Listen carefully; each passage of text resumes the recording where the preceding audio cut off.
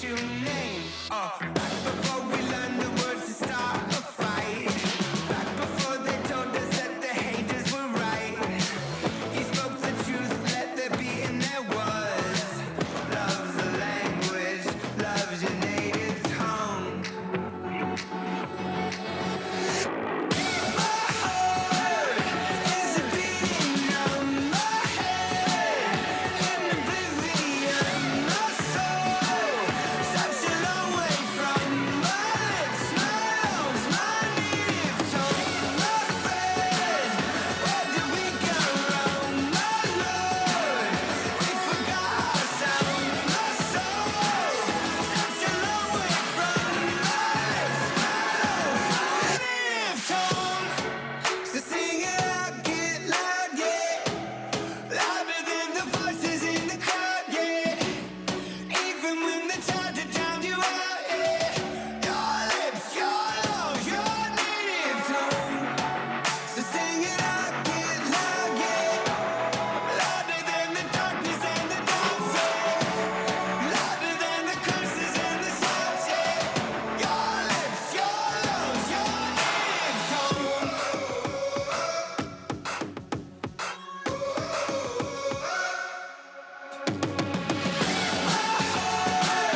Is a beating on my head.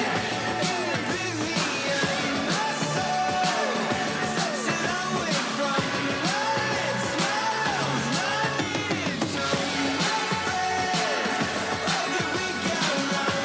My lord, we forgot our sound. My soul such a long way from my lips, my lungs, my native tongue. I suppose we should get going. Let's go. 10, 9, 8, 7, 6, 5, 4, 3, 2, 1.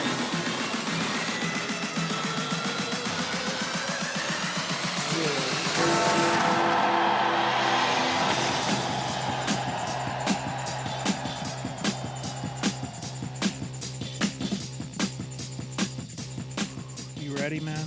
Well, duh. Are you ready? Duh! 2 more days, guys, until Christmas break. Oh, man. Goodness sakes. Yeah. Big Thursday. Good morning, everybody. Live from the Dreamstyle Remodeling Star 88 Studios. We're here. We're doing it. All the way up till 10. Live on YouTube right now. If you guys want to hang out, watch the show.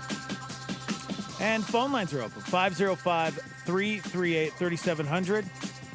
And you can text in. What's the number? 505-585-LIVE. That's 505-585-5483. I had to look over and see what you were wearing. I'm like, which one is today's show?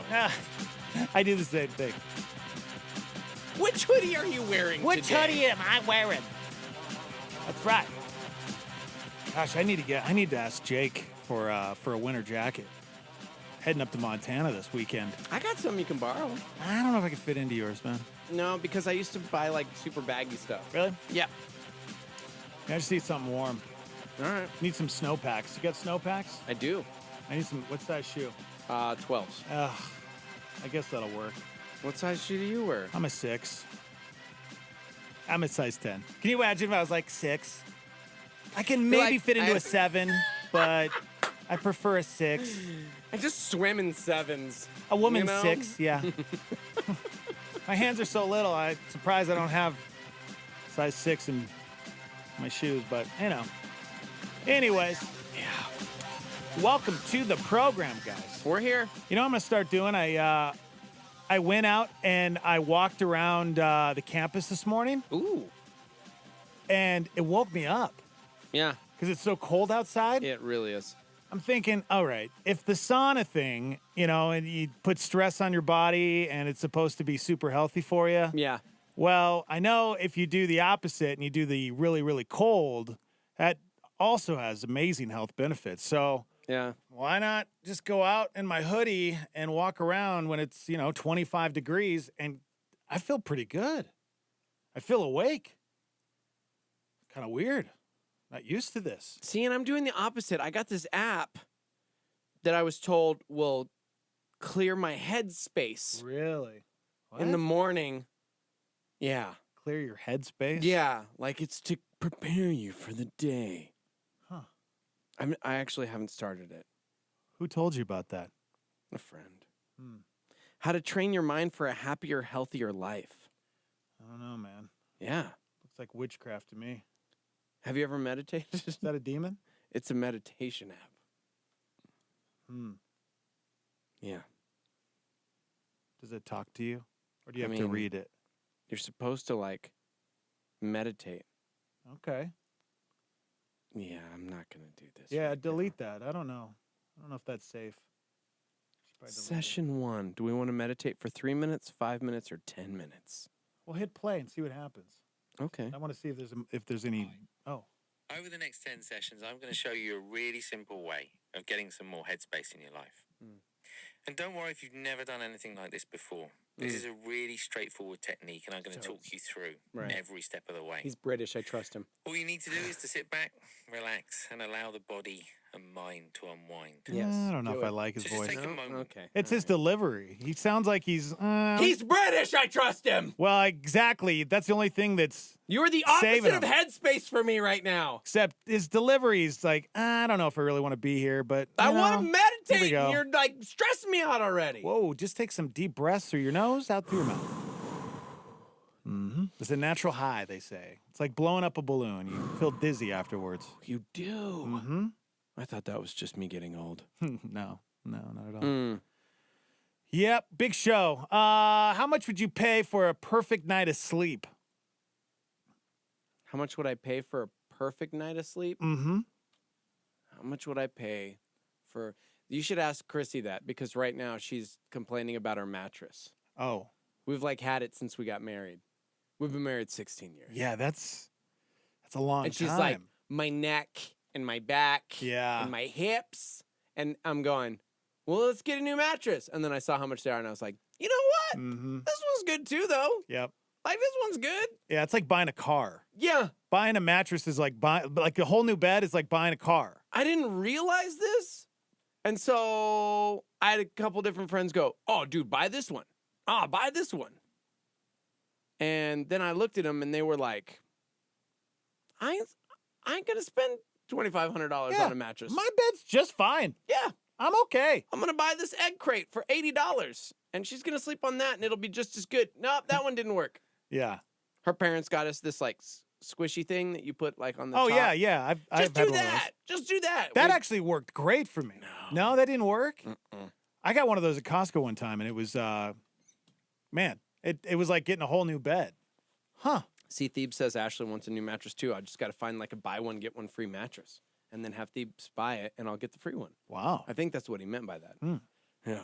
Yeah, well, you know what they say, sleep is the most important thing. Yeah. So invest in it. And I get it, but I don't know. I still sleep every night. I just wake up a little slower. Mm-hmm. It hurts. Yeah. I think that's just old age. I'm weird about pillows too. Like, you know what I mean? Yeah, it Pillows can't are- be too soft. But it can't be too firm. Right. Her parents got us these like weird, firm, like you just like kind of mold into it pillow.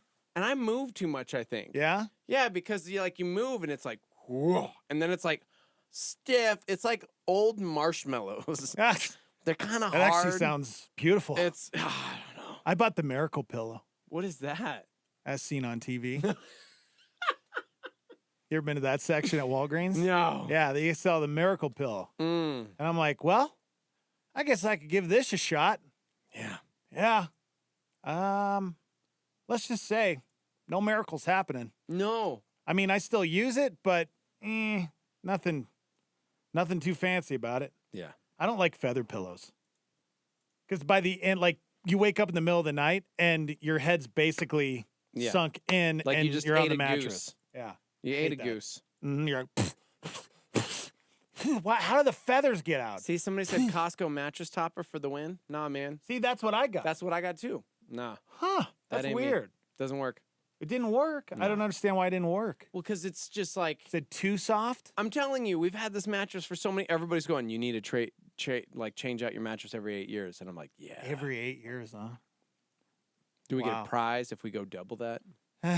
We do. It's called arthritis. Wow. It's really hard. What size bed you got? Queen? Oh, Yeah. Which is another thing. It's too small. yeah. Anytime we go like anywhere, vacation, whatever, it's like you get this king size bed. You got to get the You're going, California King. Dude. The California King is We where are- it's at. Wait, the California? Why? That's just perfect size. No, it's basically like a long queen. Isn't Isn't it? No, yeah, I don't know. But I just know I had a California King forever, and Yeah, it was but like perfect. Just you. No, it's huge. Okay. It's a big bed. Like all your family could fit in it. A California King. Really? Yeah, it's big. Oh, that is huge. Mm-hmm. Yep, that's my favorite. Why are we talking about mattresses? Wait, no, What? I'm right. It's thinner. It's like not as wide, but it's 84 inches long. It's for tall people. No, the width is just as long. No, as, it's not. but it is. A California King is 72 inches wide and 84 inches long, as opposed to 76 inches by 80 inches. Do you know how you long don't need a California King. 72 inches is? 72 inches wide that's a big bed, dude. But if normal king size bed is 76 inches, that means you're getting ripped off. You don't need a longer bed. You're short. Than all I some said was a California NBA King was superstars, perfect. is all All I'm right, saying. it's California King is perfect. All right. I've never had a king, Gosh, so I don't you're know. giving me like PTSD. Maybe a from king conversations is the with way to Chrissy. go. Maybe a king is the way to go. But I've never So slept in glad a we're king. about to use vacation time. I can't with you. You're too or stressed out, Chrissy. bro. Yeah. You're This too is a stressed. conversation I have at home. I don't need to have this conversation at work too. Look, Wow. we'll get a new mattress when we can afford it, bro. Okay, just calm down, man. Dude. I got to go back to this meditation guy. Jeez sorry. Louise. All right. No. Doesn't matter whether you're sitting on a chair, on the floor, Mm. whatever feels best. I'm standing, bro. I'm standing. I'd We're like doing a you to morning show. begin Oh, okay. With your eyes open, Oh, my eyes open. not staring too intently, just Oh, aware of the space blink. around you. Oh, I think we might be inviting things into this room that shouldn't be here. No, man, he's British. I trust yeah, him. I know. All those weird people aren't all witches British. Okay. Just kidding, guys. Okay, so how much would you pay for a perfect night of sleep? Yeah. The answer, please. I like that. $290. That was the average answer. $290 for a perfect. Really? For one night of For sleep? one night of sleep? Nah, man, that ain't me. Wow. For one night of sleep. Yeah. So over a year, that would be about $106,000. The survey also found the average American got 6 hours and 17 minutes of sleep per night this year. Good for you guys. I think I got about 3.5 on average. Yeah, that's just great. And we had 106 perfect nights of sleep and 99 terrible ones. Yeah, you see? Gosh, that's terrible. That's why we need to we'll do a podcast and we'll get endorsed by a mattress company. That's what you do, okay? That's how you do it. Can you test drive a new bed? Is that possible? Test drive a Yeah. new bed? Can you actually like buy a new bed? See, that's what's crazy to me. Is it's like, so I have a friend who works for like one of the big one, like what Sleep Number or whatever those are, you know? And it's like, yeah, man, just come check this out. It's really cool. You could buy this or a 2016 Prius. Like, Yeah. they're so expensive. Right. Yeah, but your wife can be this number and you can be this number. And I'm like, right now we're on the same number. Right. And we're sleeping like number 2. Exactly. So Yeah, next time you actually go buy a bed, I think you need to ask the sales guy, how many times has this bed been test drove? ugh, that Right? sounds weird, Yeah. dog. Is this like I want We're to a know Christian station? I want to know if this bed is like never been used. Yeah. Because that's kind of weird if you get to like take it home and then, you know what? I Mm-hmm. got to ship it back. It's kind of weird. Oh, see, somebody was like, "No, bro, this is the bed you need. It's cheaper." And I just jumped online. Okay. Yeah. Cheaper than what? Heroin? Like, this is crazy. Is that just the mattress, or is that a full bed? No, that's just the mattress. Gosh, man. Gosh, all Friday. I have never heard that before. Welcome to it, guys. Hope you guys had a good night's sleep. Big show today. Yeah, Brian Nixon, he won't be in this morning. But Bill Peterson is delivering another Christmas poem. So the last 2 days, he's delivered our moms. Which is weird because our moms delivered us. Exactly. Right? Good call. Good call. It's going to be one of those days. Yep. So looking forward to that. A little after 7, another Christmas poem. He's promised special guests to read a Christmas poem all this week. We'll find out who that is coming up. All right, we'll take a quick break. We're live from the Dreamstyle Remodeling Star 88 Studios. Hang out. There's no time of year more fitting for New Mexican Foods red and green chili than Christmas time. La Salita wants to wish you and yours a very Merry Christmas. For over 40 years, La Salita has been serving New Mexican food to Albuquerque, from pozole and tamales, chili rellenos, even the burrito de Eduardo, the B.O.G. burrito, and carne adobada. La Salita is friendly to those who are vegan and gluten-free and offers catering and a rewards program on Wantabo or online at lasalita.com. Star 88 thanks La Salita for their support. Star 88 thanks the Rain Tunnel Car Spa for becoming a power partner and supporting this hour of programming. The Rain Tunnel Car Spa with 3 and soon 4 Albuquerque locations, providing car washes, detailing, and gasoline. RainTunnelCarspa.com. Make gift-giving more meaningful this Christmas by choosing a gift from the Connect with Skip Heitzig Christmas Gift Ideas brochure. Consider this inspirational gift idea. Lenya Heitzig's latest book, Reload Love, Transforming Bullets to Beauty and Battlegrounds to Playgrounds.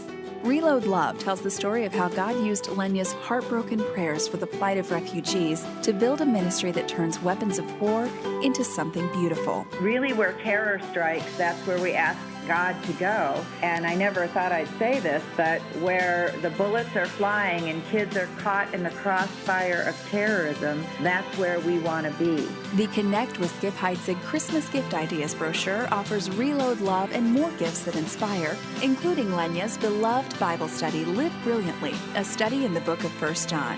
Download your brochure today at connectwithskip.com/offer or call 800-922-1888. Merry Christmas from Connect with Skip Heitzig.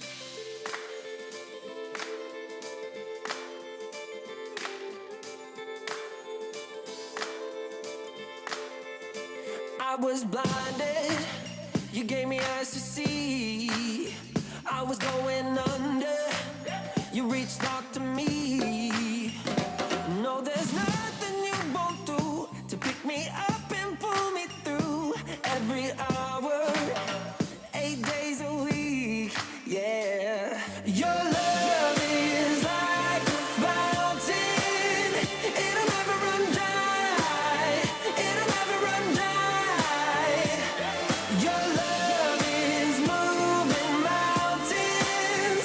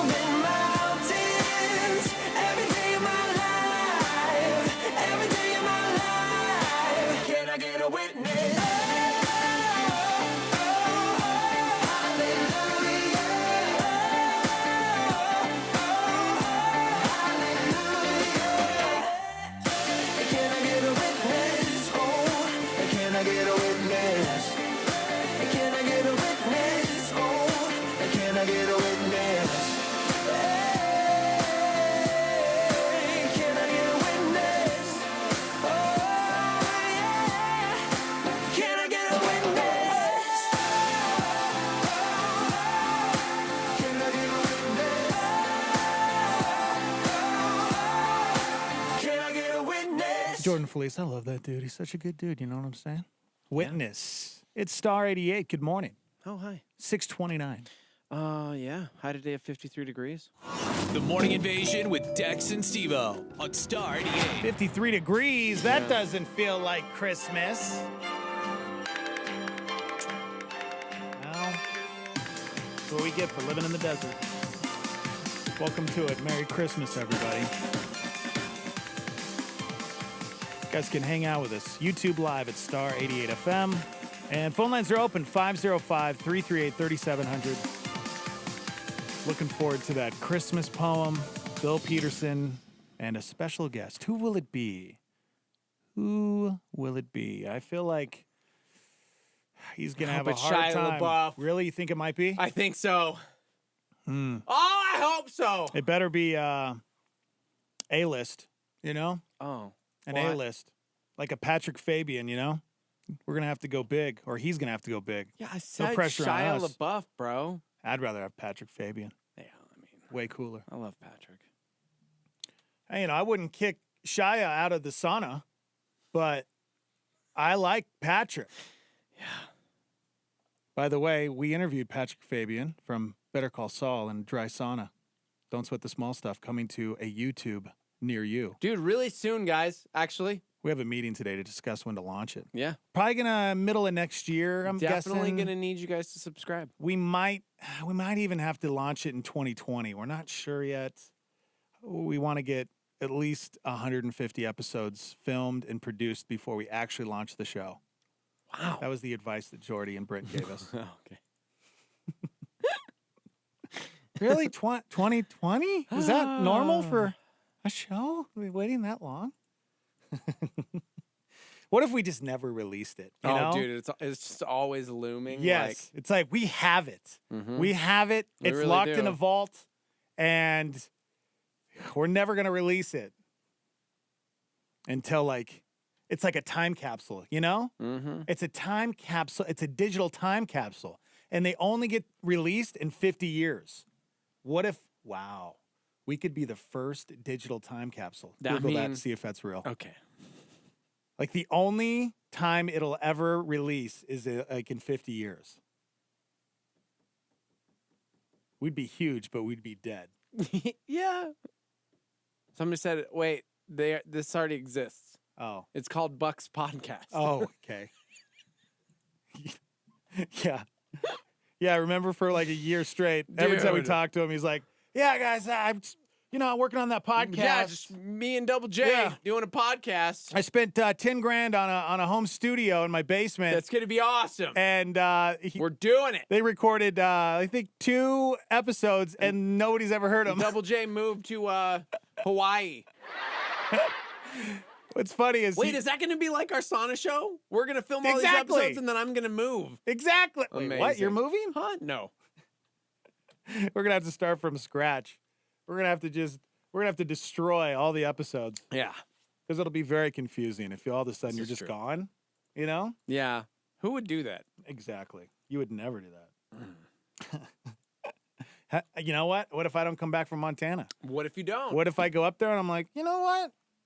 I You're- think I want to be back home and I Yeah. want to live with my parents. Or, I mean, you're a terrible driver, you know? You never know. Yeah, you There's never a lot know. of snow.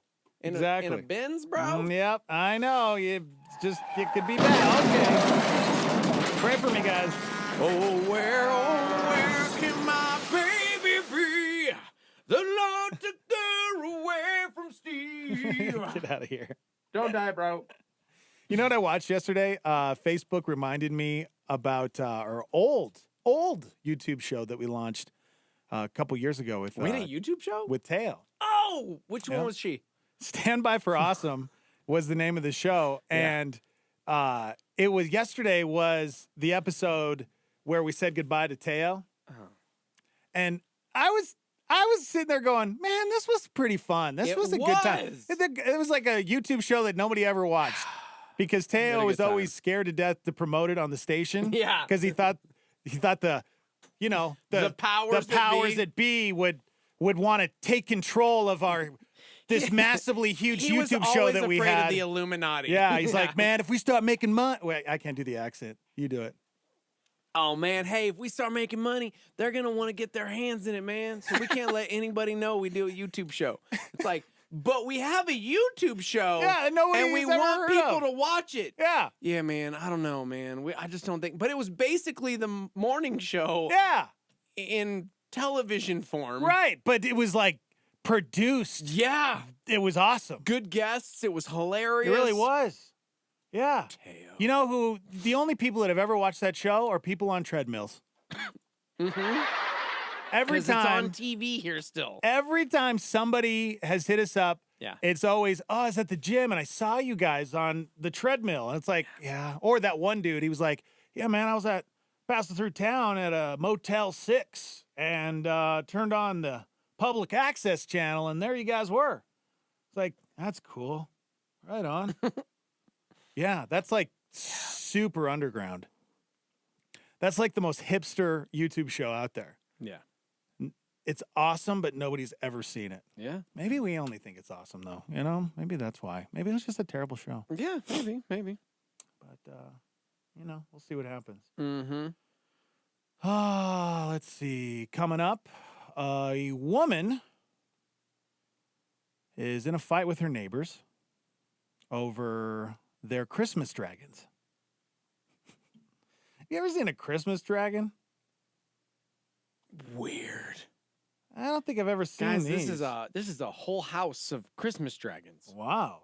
Christmas dragons. Yeah. That one's got a Santa hat.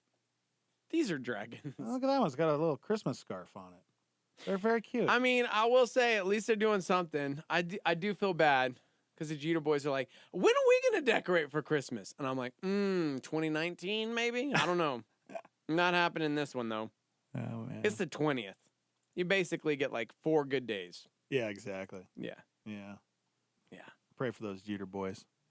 Yesterday we had Brody on the show, and gosh, that kid, he was so funny. Brody goes to the dentist, and gosh, one of my favorite moments from yesterday. This was let me see if I can find it here. I think this is it. When the way that he communicates now for a 6-year-old is.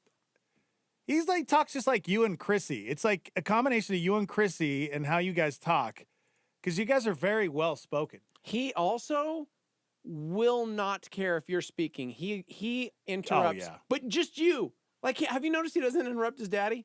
He interrupts Dex. That's true. Every time. Well, no, that's not true. He just cut loves you to off talk. a lot. He Yeah. did, but he wants to always talk to me. You know, like you'll be talking and then he'll just jump right Hey, in. Dex. Yeah. So yeah, man, the whole interview with Brody's up at our podcast. But here's this was one of my favorite moments from talking to Brody yesterday. Was it scary to you? Nope. I knew it. I knew you weren't scared of the dentist. No, not at all. You know? What did you and the dentist do yesterday while she was drilling your teeth? Oh, Dex.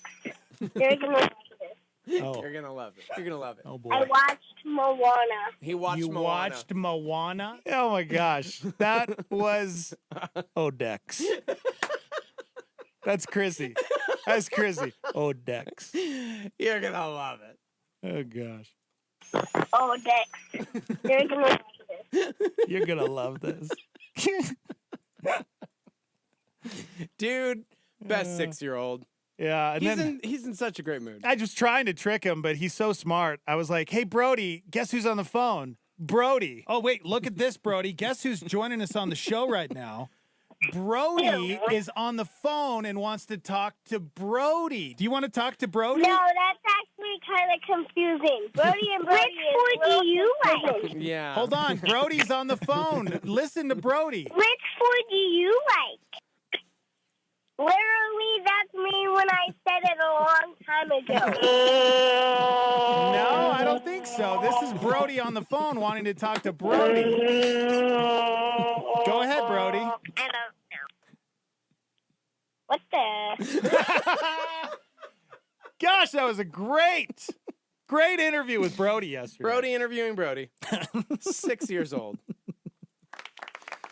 Gosh. Dude, he's so into that Spider-Man game. I think because we talked about it on the radio yesterday. I got home and it was just like, can we play Spider-Man right now? because we got to beat that Electro. We got to beat Vulture. Spider-Man's down, but he's not out. I'm like, man. Okay, I'll never complain. This is the best. Right? We spent like a couple hours just chilling, playing some Spider-Man on the PS4, and he's just into it. I love it. Into it. Did we, in fact, beat Electro and Vulture yesterday? Nope. Oh. Man. Brody. It was a good day. Oh, Dex. There's no He's so great. We need to get him in studio. I love it. All right, let's take another quick break, guys.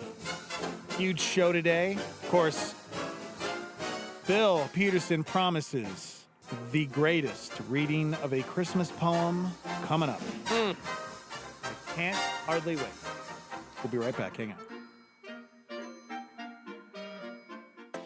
Christine Kane challenges us to not just look at those around us, but to see the person as Christ sees them in this Star 88 PowerPoint. You know, my daughter, Sophia, she was having a lot of problems at school, and I couldn't work it out because she's so bright. She really is, like her mother. And anyway, she was really doing quite bad at school.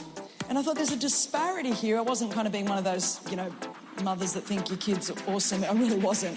But I thought there's just something not right. And so we took her to the eye doctor, which, if the teacher had half a brain, may have picked this up a lot earlier. And when we took her to the eye doctor, he was just stunned at how bad her eyes were. And then he did a prescription, and she put on glasses. I'll never forget it. She put on glasses. She went, "Mummy, there's words on the whiteboard." And see, what happens is she didn't even know she couldn't see. And a lot of us don't even know that we can't see. That's Christine Kane on a Star 88 PowerPoint.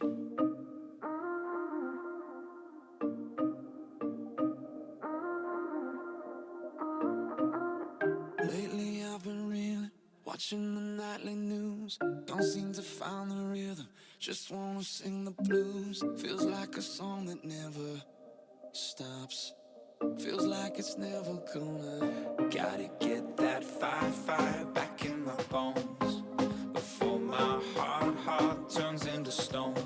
So when somebody please pass the megaphone, I'll shout it on the count of 3. 1, 2, 3. Oh, hear my prayer tonight. I'm singing to the sky. Give me strength to raise my voice. Let me testify. Oh, hear my prayer tonight. 'Cause this is do or die. The time has come to make a choice. And I choose. Let it move. Let it move. Let it move. Yeah, I choose. Let it move you. Let it move. Let it move you. Yeah, back when I was younger, my eyes were full of life. But now that I am older, I live at the speed of light. Feels like the cycle never stops. Feels like it's never gonna. Gotta get that fire back in my bones before my heart turns into stone. So when somebody please pass the megaphone, I'll shout it on the count of 3. 1, 2, 3. Oh, hear my prayer tonight. I'm singing to the sky. Give me strength to raise my voice. Let me testify. Oh, hear my prayer tonight. 'Cause this is do or die. The time has come to make a choice. And I choose. Let it move. Let it move. Let it move.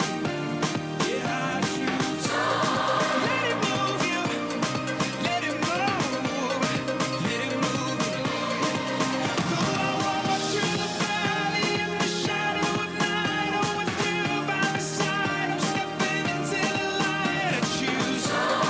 Let it move you. Let it move. Let it move you. I need that joy, joy, joy, joy down in my heart to stay. I need that joy, joy, joy, joy down in my heart to stay.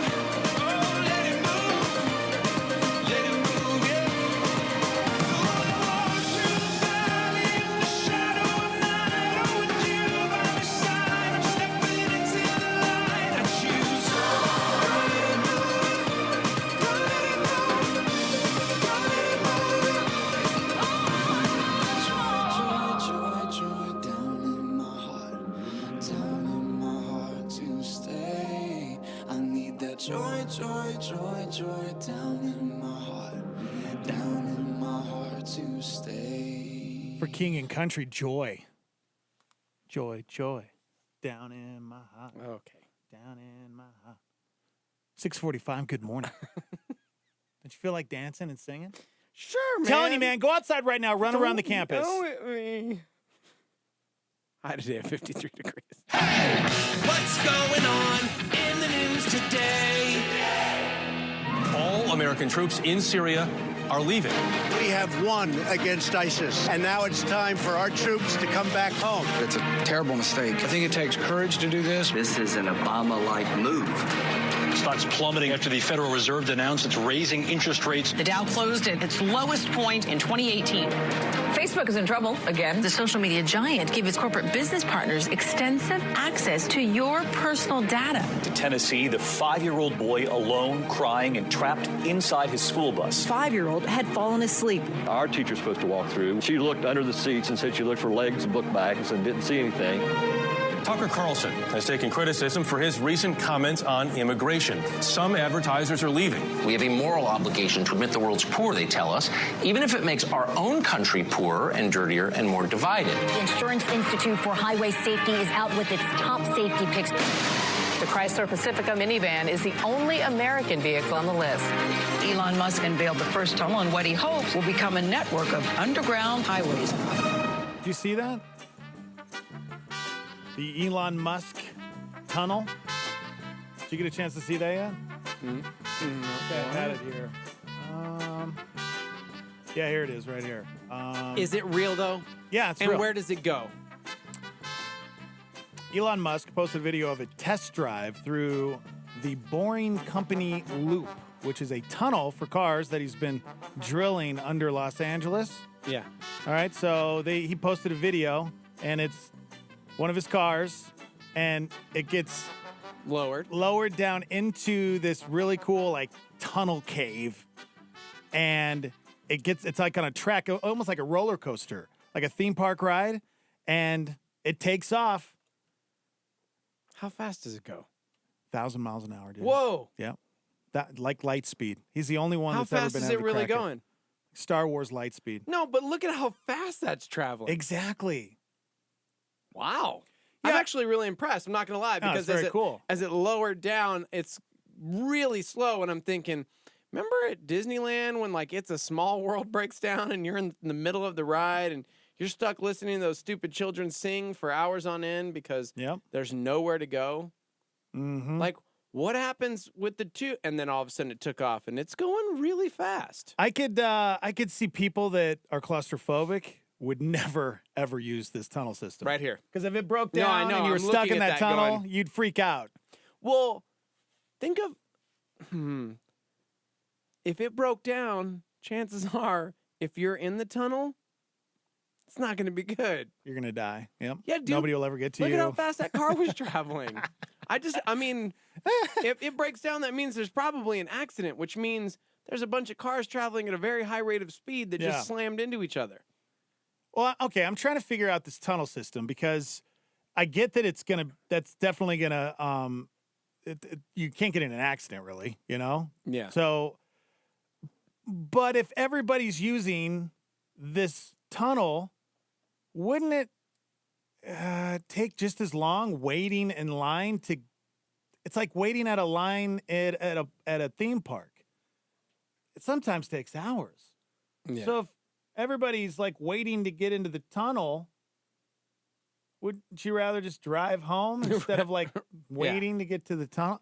Yeah. I don't know. Maybe he didn't share anything else other than just a quick video of the car going through the tunnel, but man, it's pretty cool, man.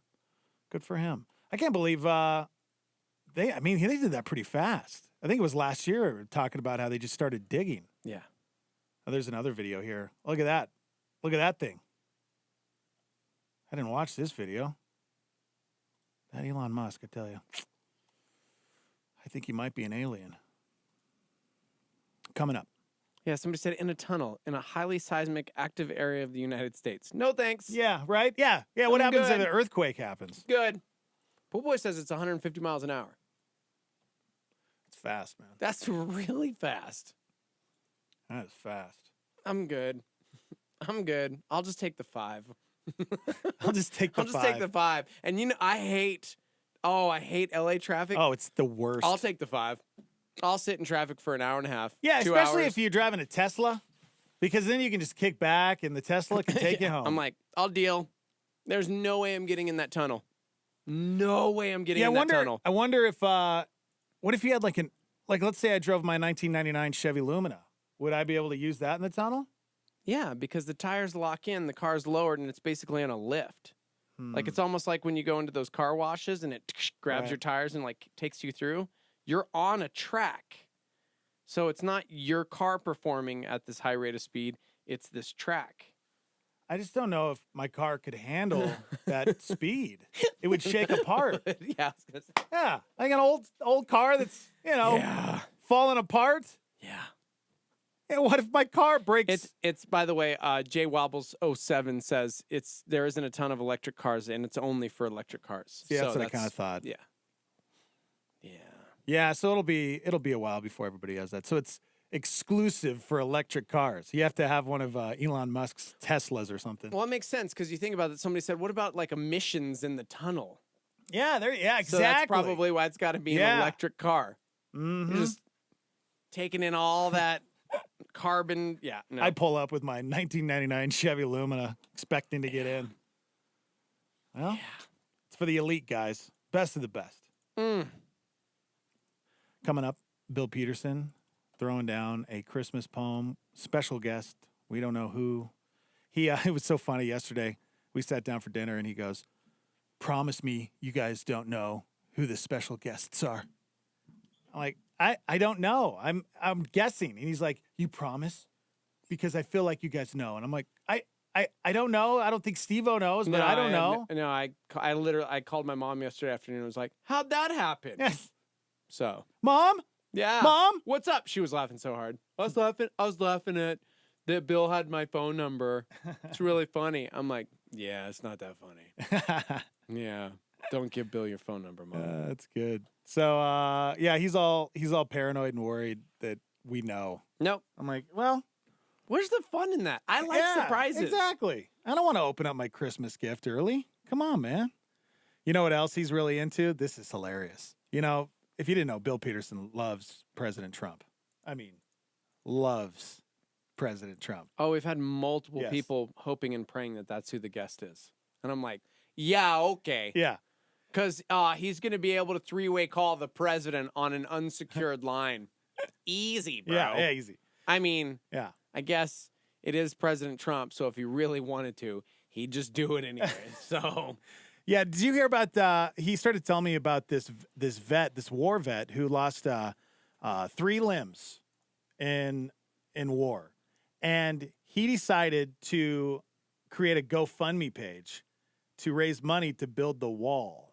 Because, you know, the whole government shutdown thing is because of the wall. It's like $5 billion to build this wall, and everybody's like, no, we're not giving $5 billion towards your wall. Right. And so this war vet made this GoFundMe, and he's raising money. So Bill, nonstop, is checking the GoFundMe every 5 minutes because it was at like $1.3 million. What? In like a day. Yeah. And then he'd be like 10 minutes later, 1.6 million. 30 minutes later, we're almost at 2 million. It was so funny. This is stupid. It was hilarious. I say this is stupid, yet it's raised. Did it hit 2 million? It raised 2 million. Yeah, there you go. In just 2 days. I go. It's at $3.3 million. So, and I was trying to tell him, I'm like, okay, I get that's a lot of money, but think about this: $5 billion. Yeah, their goal is $1 billion. The goal is $1 billion. And he brought a good point. He's like, this hasn't even hit the media yet. Just wait till Fox News delivers this story. This is real. This is real. Yeah. They made a GoFundMe to build the wall. It's called We the people will fund the wall. I want to congratulate Oh, my gosh. the North Dakota State Bison, Canada, Nevada. Hispanic. Any Hispanic here? I think so. Any Asians? Asian. Any Asian? Donald Trump's very, very large brain. Knives. I can see why he loves President Trump. I really do. Now, I will say this. The government has accepted large private donations before. A billionaire donated $7.5 million to fund half of the Washington Monument repairs in 2012. I didn't know that. Wow. So, basically, they believe that if you were one of those people who voted for President Trump, and this was one of the promises that you wanted to have happen, why not donate? Hey. This is crazy! Yep.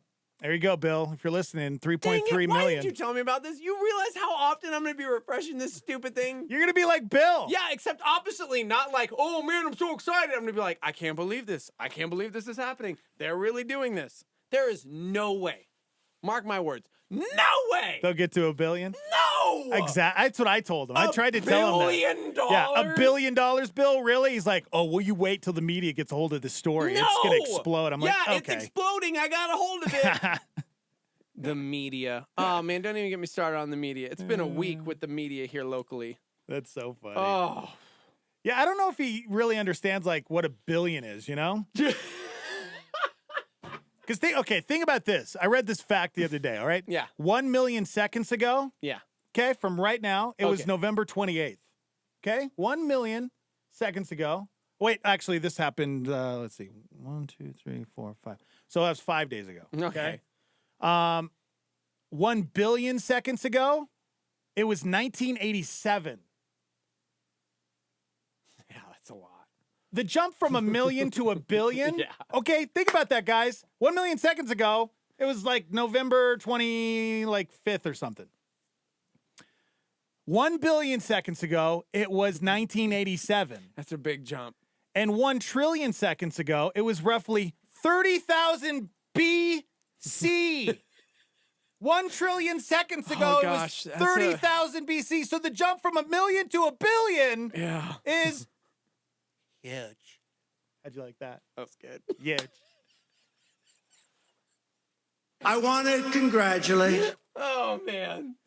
Here's the thing. Oh, man, we got to go to break. Oh, we do. I think President Trump's on the line, too. Oh, Darn it. I got to see who this is. Good morning. Good morning, Dex. Brian Dixon here. Hey, Oh, B-Nix. Brian.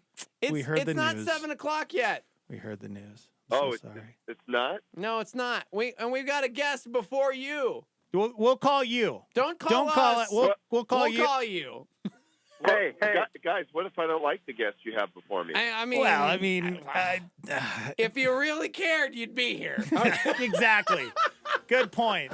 Well, let I'm me just just kidding. say, I really care about my wife more than I You care do. about Dex That's and way Steve-O. more important. So you guys are a close second. Yeah. Thanks, man. Yep. Okay, call me when you're tease, done. Tease us, man. What's the topic today? What do we got? don't have time Okay, for that. okay. Our topic today, gentlemen, and it's almost going to be exclusively this, 12 except seconds. for one person. It is your favorite Christmas movie and why. Perfect. All right. Okay. And why. And why. Because we're talking about a lot of Christmas movie releases. This is the day that Christmas movies start coming out normally, today and tomorrow. Can you find a landline? Yeah. Your cell phone is terrible. Last time I got in trouble, you know that. Yeah, it Last is. time you did this on the phone, I got in trouble in the boss's your office. phone is terrible. Okay, I'll find a better line. Okay. All right. got We'll a talk to you in just a Okay. sec. I'll be back. Bye-bye. Bye. All right, we got to take a break, guys. We'll be right back. Bill Peterson bringing the Christmas poem next. So has your Bible been on the shelf too long? Well, James McDonald believes it's time to discover the treasures awaiting you. So listen up. Honor your father and mother. This is the first commandment with a promise. What that means is if you go back to Exodus 20, honor your father and mother made the top 10. The fifth commandment in Exodus 20 of the 10 commandments is honor your father and mother, that it may be well with you and that you may live long on the earth. I'm telling you, there's something emotionally freeing and healthy about finding a way to honor your parents for the good things that they did, regardless of what they did wrong. James McDonald with today's Listen Up. To learn more and to share these principles with a friend, check out all the resources available to you at jamesmcdonald.com. Listen Up is a production of Walk in the Word. A Star 88 Supernova with Greg Laurie. I was in a restaurant not too long ago, and a very fine-looking family sat down, bunch of sons and daughters, and they had a big table, and their meal came, and they all bowed their heads and prayed. I love that. And so that was a fantastic testimony. But sometimes, you know, Christians get weird about this in public places. You know, they'll pray really long prayers or really loud prayers. You know, Lord, we call upon your name now. People are looking, what's going on? Here's a little rule of thumb to keep in mind. Your prayers in public should be short, and your prayers in private should be long. That's how it is in the Bible. In private, pray long. But in public, pray short. Here's your objective when the food comes. Give thanks for the food. Ask God to bless the food. Eat the food. Catch Greg Laurie's teaching show, A New Beginning, on our sister station, KNKT, weekdays at 8:30 a.m. on 107.1 FM. Music with more than a beat. Vertical worship, Christian hits, and fresh indie on Star 88, KLYT, Albuquerque, Santa Fe. Hear the angels sing, there's hope for everyone. To announce our King, there's hope for everyone. What good news they bring, there's hope for everyone. Angels sing, there's hope for everyone. They came from afar, there's hope for everyone. Wise men saw the star, there's hope for everyone. Shepherds heard the choir, there's hope for everyone. From afar, there's hope for everyone. We are waiting on the promise for the one who lights the darkness,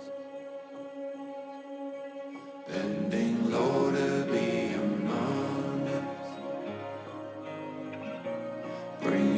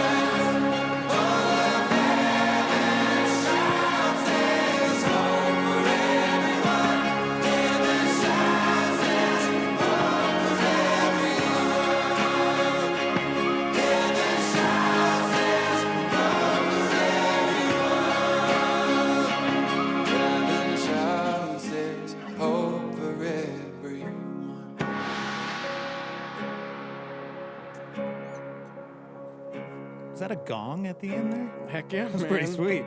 Matt Maher, Hope for Everyone on Star 88. It is 7:05. High today of 53 degrees. The Morning Invasion with Dex and Steve-O. Good morning. Merry Christmas.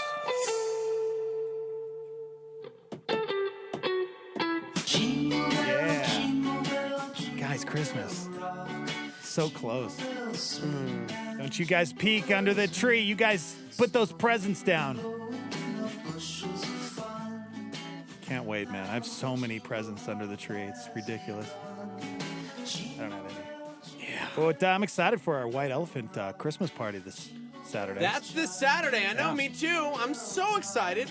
I have the best gift. I do too. That I've totally remembered to purchase because that's this weekend. And I've already gotten it. Right? I'll be right back. Exactly. I totally am re-gifting a gift. We have to get each other gifts? Yeah. That's It's a thing? $100 or more is the gift okay. price. Oh, So it's good. I'm glad Bill Yeah. told me about that. Yeah, I well. totally read the Facebook invite. Exactly. Go ahead, caller. You're live. I got a poem I wrote. Oh, boy. 3.4 million. 3.4 million. Where are we Bill. at? 3.4. Oh, my gosh. It was 3.429. just at 3.3. They It's just now at got 3.4 million for the wall. In like the moments. Oh, gosh. I'm so mad about this. Go ahead. Go ahead, caller. Caller, go ahead. Are you guys done? Yeah. Yeah. Sorry. You know this is going to hit $1 billion by the end of the day. Oh, gosh. no. So wrong. You're so wrong. Did Bill. you hear my last fact? Yeah. So wrong. Okay. Go ahead. Go ahead. Anyways, I got a poem I wrote. Okay. All right. Who's I it got- going to be today? I'm afraid that we scared B-Nix away today. Yeah. He's not in studio. What happened? He's not. He had to go pick up his wife, who was in transit from another city, Mm-hmm. and so he opted to go hang out with her instead of talk to us. So. It has nothing to do with you, though. No. It's all about me. I know It's always been about me. Yeah. Okay. Well. But come as on. for you two, Dex and Steve-O, it's very important that you guys keep your mouth shut during this read. Oh. Because we have a very important reader. Okay. Okay? I need you guys to commit. I don't know if I can commit Yeah. to that, especially Steve-O. Hey. Oh, I'll try my best. Hey. So, this poem is my Christmas gift to you. Mm. On the first day of Christmas, my true love gave to me a partridge in a pear tree. On the second day of Christmas, my true love gave to me 2 turtle doves. And a partridge in a pear tree. On the third day of Christmas, my true love gave to me 3 French hens. 2 turtle doves. And a partridge in a pear tree. Uh-huh. On the fourth day of Christmas, my true love gave to me 4 collie birds. 3 French hens. 2 turtle doves. Okay. And a partridge in a pear tree. On the 5th day of Christmas, my true love gave to me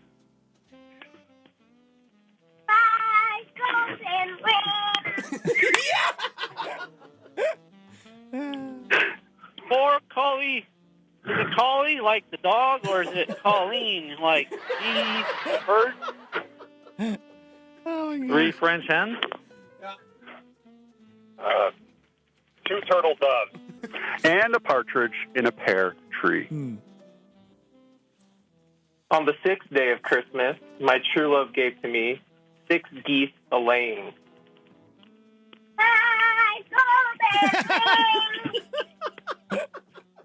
4 calling with a G birds. Oh, my gosh. Hens, French 3. Bill. Say it. 2 turtle doves. Okay. And a partridge in a pear tree. On the 7th day of Oh, Christmas, wow, we're only at 7? my true love gave to me 7 swans are swimming. 6 geese a-laying.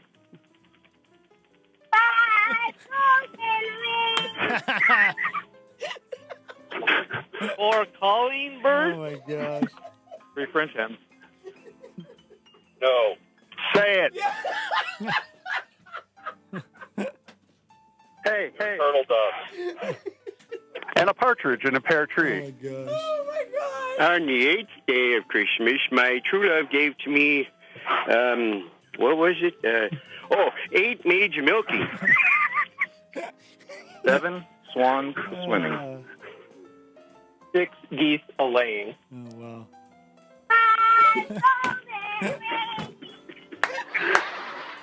I like collie better. Yeah. 3 dinner entrees. This is dumb. Say it, Thebes. Oh, my 2 gosh. turtle doves. And a partridge in a pear tree. Oh, wow. Gosh. On the 9th day of Christmas, my true love gave to me 9 ladies dancing. Yes. 8 maids. You know, I'm lactose intolerant.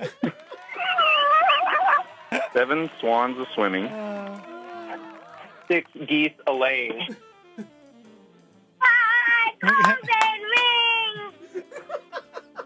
4 beagle birds. Oh, my gosh. 3 chicken sandwiches. Yeah. I'm not doing this. Do it, Thebes. You're going to do it. Oh, Thebes, do it for Bill. Do it for 2 Bill. turtle doves. And a partridge in a pear tree. Oh, my gosh. On the 10th day of Christmas, my true love gave to me 10 lords a leaping. 9 ladies cutting a rug. Milk, it gives me dash. Oh, my gosh. 7 swans are swimming. 6 geese a-laying.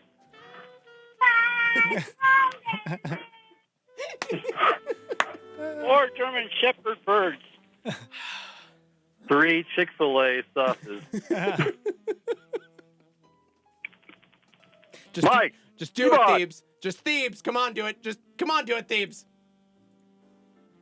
2 turtle doves. Nice. And a partridge in a pear tree. Oh, my gosh. On the 11th day of Christmas, my true love gave to me 11 pipers piping. 10 lords a leaping. 9 ladies doing a jig. Now, almond milk. Oh, I know. 8 maids are milking almonds. 7 swans are swimming. 6 geese a-laying.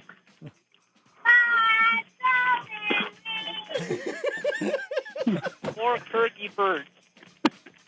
3 French yellow vets. 2 turtle doves.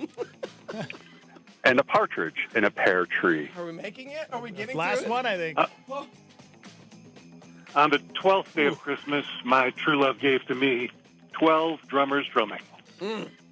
11 pipers. What was that, Tip? 10 lords. I think it was Chip. 9 ladies. Definitely Chip. 8 maids. Who brought chips? Sam Swan is swimming. Wait, what? 6 geese a-laying. Yeah! 4 calling birds. 3 Frito-Lays. Come on, Thebes. I like turtles. And a partridge in a pear tree. Wow. You guys, that was the best thing we've ever done in radio. Why was that not the grand finale? History of radio. That was awesome. People are losing their minds. I don't know on how Facebook, you did it. I don't know how on you the did old it. YouTubes, on the live line. But you delivered huge, Best as thing promised. You've ever done. Best thing you've ever Thank done. you, everybody. We would have done it tomorrow, but people's schedules prevented it from happening. Yeah. God But, bless us, if you- everyone. Would you like to do a roll call? Yes, I actually would. Okay, go ahead. You guys take charge. You can From go 12 day by to day. 1. You know that I'm day 1. Well, duh. Day 2. That would be Thieves. Yeah. Go ahead, you guys Come on, lead. TJ. Go ahead. Come on, TJ. You're day 3. Come on, just say day 3, TJ. Day 3, TJ. Mm-hmm. All right. Day 4, come on. Socks and sandals. Come on, do this. Socks and sandals. Okay. Where's my day 5 at? Come on. Day 5? You guys. Here. Yes. How do you follow that up, Seth? Go ahead, day 6. Oh, you figured it out, huh? I mean, I was writing it down. You know, I'll let you guys go. Go ahead, day 6. Yeah, that was me. That's McVay. All right. 7, let's go. Nope. Day 7, Paul. Yes. Beautiful. 8, come on. Day 8 would be Curmudgeon. Yeah. Yes. All right. That old man. 9, Luke. Yep. Okay. 10. 5. Hey, guys. It's Britt. Okay. Hey there, Brett. All right, 11. Heidi. Heidi. Duh. Hey. Duh. You hit your cheek on the phone. 12. Okay, day 12. Go ahead, sir. It's Chip. Chip. Chip, how excited are you? This was the longest bit in the history of all time, and you were day 12. I mean, wow. Oh, thanks, you guys. That was Love awesome. you guys. I know. I know. Good job. I know. Hey, Yes. on the count of 3, 1, 2, 3. Merry Christmas. And a Happy New Year. Love you Okay. guys. Love you. Love you all. Happy Hanukkah. No. Okay. Get out of Goodbye. here. Bye, guys. See ya. Later. See ya. Wow. That was How is he going to top right. that? How? Again, That was the best. just when we think he can't Yeah. make it any better, Yeah. any bigger, he does. Yeah. What? Yeah. Well, tomorrow's our last one, so we'll see what Bill Peterson does. He's going to have to get President Trump on the phone to top that. You know what I'm saying? All right, we got to take a break. We have Brian Nixon coming up for you next. 3 Degrees, live from the Dreamstar Remodeling Star 88 studio. Supakeet is 10 years old. Like hundreds of thousands of children like him, his family is part of a minority group that is oppressed in his home country of Myanmar. That's why they fled their country to become refugees in Thailand. His life is a life of hardship and danger. The refugee camps are full of abuse and exploitation. And if his parents can even find work, they only earn enough to barely survive. Compassion has opened 13 child development centers through local churches along the Thai-Myanmar border. These centers are an oasis of hope, where children and their families are given the basic necessities like food and shelter, legal help, and the education and training they need to be released from their poverty. Join Star 88 in Compassion and sponsor a child in Thailand on the border with Myanmar now. Just call 855-293-2323 or click on the Compassion banner at star88.fm. Skip Heitzig lays down a hard truth in this hotspot. Jesus put it this way. God causes the sun to rise on the evil and the good, and he sends rain on the righteous and the unrighteous. Remember this when you go through rough times. That suffering is not a measure of goodness or godliness, that it's not like some cosmic karma that happens. Hotspot. Listen to Skip's teachings on the go. Download the Connect with Skip Heitzig app on your mobile device, where you will find veins of Bible gold and nuggets like this. The music of the sanctuary is often forged in the trials of the saints. We benefit from it. Grow in your faith with Skip's reading plans. Search for Skip Heitzig in the YouVersion Bible app. There is a divine, sovereign hand ruling the universe. So that even though bad things happen to good people, even though bad things happen to God's good people, it's not the end of the story. Hotspot.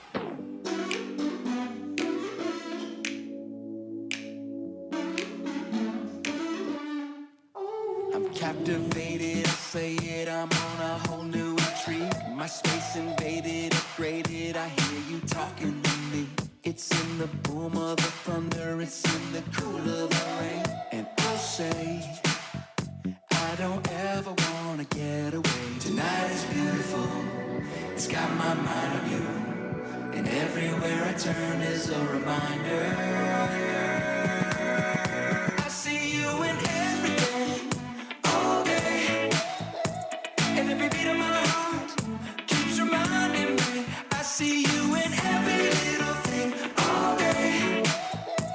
No matter where I go, I know your love is finding me. I see you in everything. You're all up in everything. My soul's awakened, I'm taken by all the beauty you bring. You got it blaring, I'm staring, love watching you do your thing. There's no mistaking your style, no mistaking your touch. I see the grand, I see the subtle of your love. Lord, I see you in everything, all day. And every beat of my heart keeps reminding me. I see you in every little thing, all day.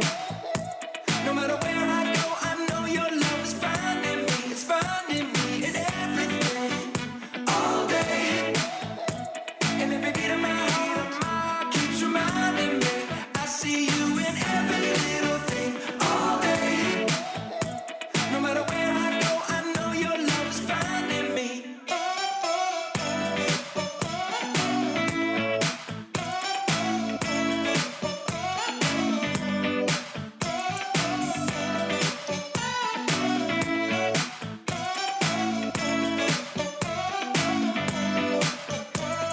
Tonight is beautiful, it's got my mind on you. And everywhere I turn is a reminder. From the sparkle in her eyes to the starlit open skies, you bring my heart to life, fill me with wonder. I see you in everything, all day, all day. And every beat of my heart keeps reminding me. I see you in every little thing, all day, all day. No matter where I go, I know your love is finding me. I see you in everything. You're all up in everything. I see you in everything. You're all up in everything. Oh, I can see your love in everything. And that's why you'll always be my everything. Yeah, I can see your love in everything. And that's why you'll always be my everything. Toby Mac, everything. It is Star 88, 723. High today of 53 degrees. The Morning Invasion with Dex and Steve-O.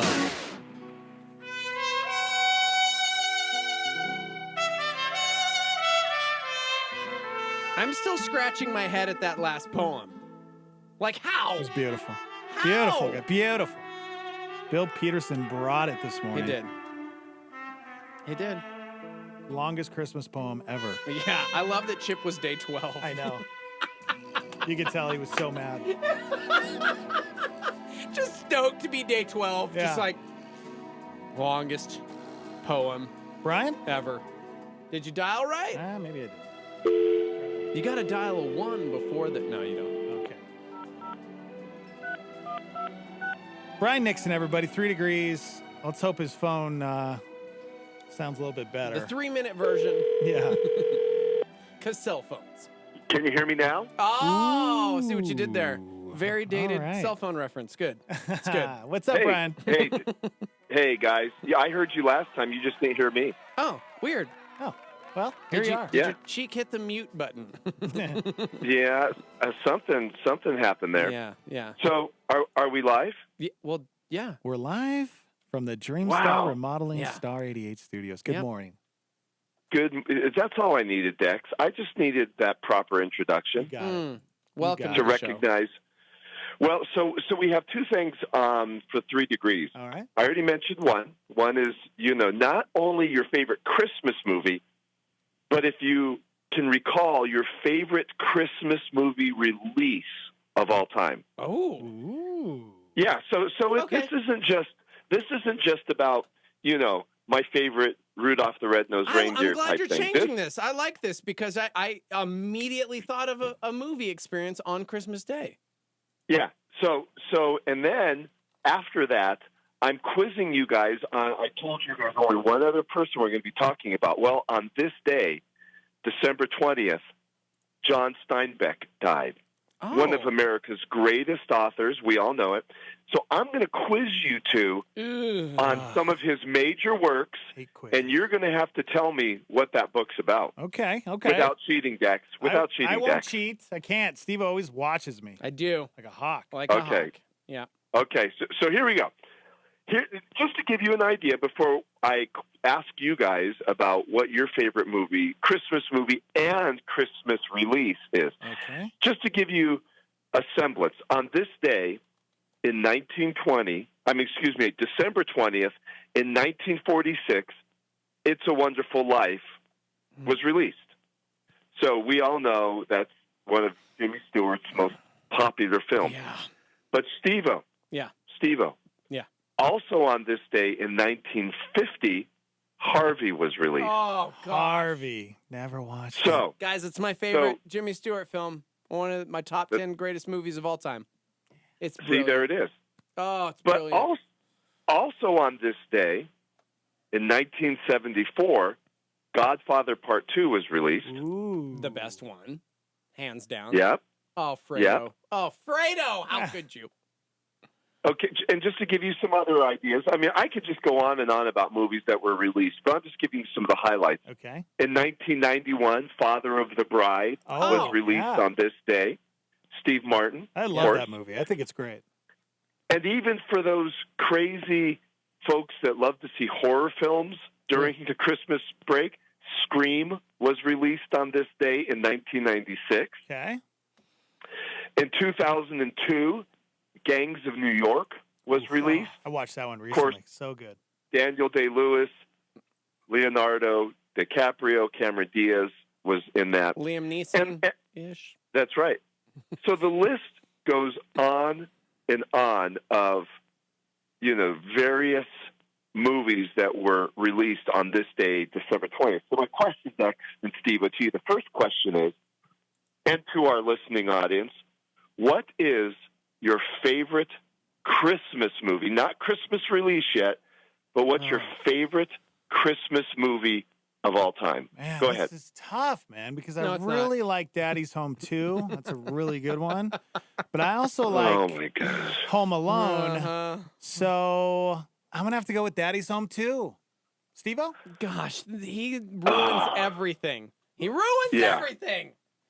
I got to say, I mean, hands down, It's a Wonderful Life. I talk about it regularly. It's my go-to. It's my favorite. But I don't get to watch it every year because my family is boring. So they get bored so easily. It's opposite. You're boring. So for me, then it has to be honestly Gremlins, which is the go-to because we watch it every year on Christmas Eve with the Jeter boys. That's like the tradition. Gremlins, and you're making fun of me for Daddy's Home 2. I know, right? Because I was going to say Gremlins and Hellboy 2. Those are the two we watch on Christmas Eve. So I have a weird family. We're I have weird. a weird family. We are weird. I guess so. Yeah. But I would say... Go ahead. Go ahead, Steve. No, I was just going to say, like, film is such a big deal in our home that it's funny when you look at, because I got a list of the 10 highest grossing Christmas Day blockbusters of all time, and none of them have to do with Christmas. So it's interesting to me because it's almost like we do Christmas and these traditions happen, but the escape isn't really a Christmas themed thing. So I know we're going to talk about that coming up, but you go ahead. You go ahead. Well, I was just going to agree with you, Steve-O, that, my favorite probably movie, because of Jimmy Stewart, Christmas movie, is A Wonderful Life. Mm-hmm. Jimmy Stewart is such an iconic actor. We've talked about this before. He was a believer, a strong Christian. He served in the military. He was in some of the most iconic films, of yesteryear. So to not choose It's a Wonderful Life, I know Dex isn't a big fan of it, but it really does have to be my favorite Christmas movie.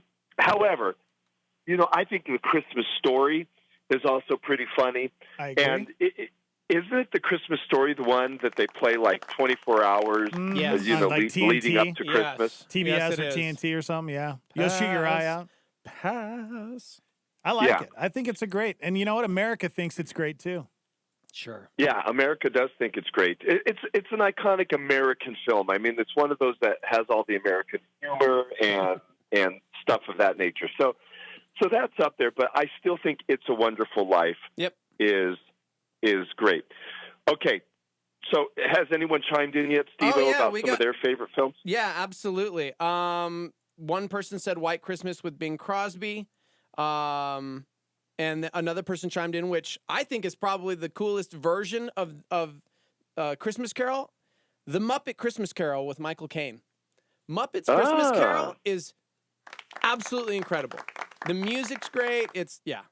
Yep. Yeah.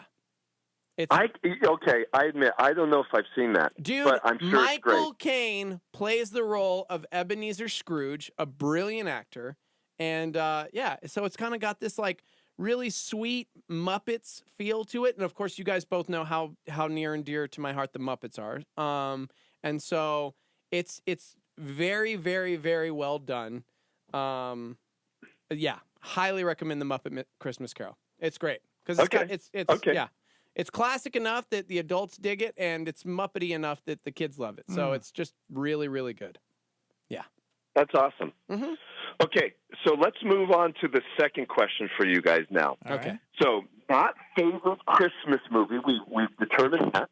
Yeah, you're muffled, Brad. Now let's move to your favorite Christmas release movie of all time. Again, it doesn't have to have a Christmas theme, but it has to be a movie that was released during the Christmas season. Brian, real quick. If Brian, you could remember Brian, that. Then we're going to Brian, move. can you hear me? Sorry to cut you off. Is your face in a pillow while you're talking? No. Okay. But you just sound a you know little what I do?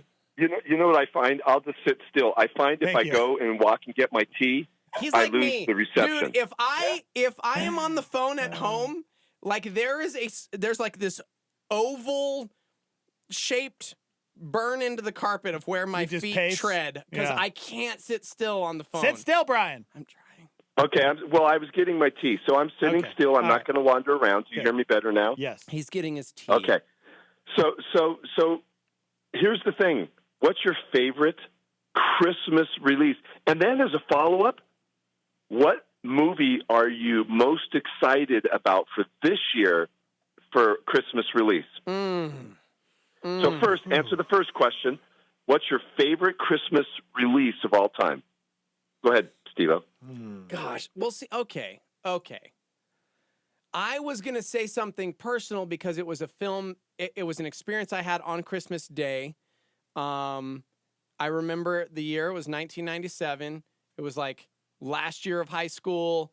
You know, when you're in that weird teenager stage where it's like pooping on traditions and wanting to just be your own person. And I remember some friends wanted to go to the movies on Christmas Day, and I'd never done that. And it was like kind of sad because it was we did the family thing, and then I'm like, I'm going to do my own thing, and we're going to start new traditions with friends, and I'm going to go see a movie by myself.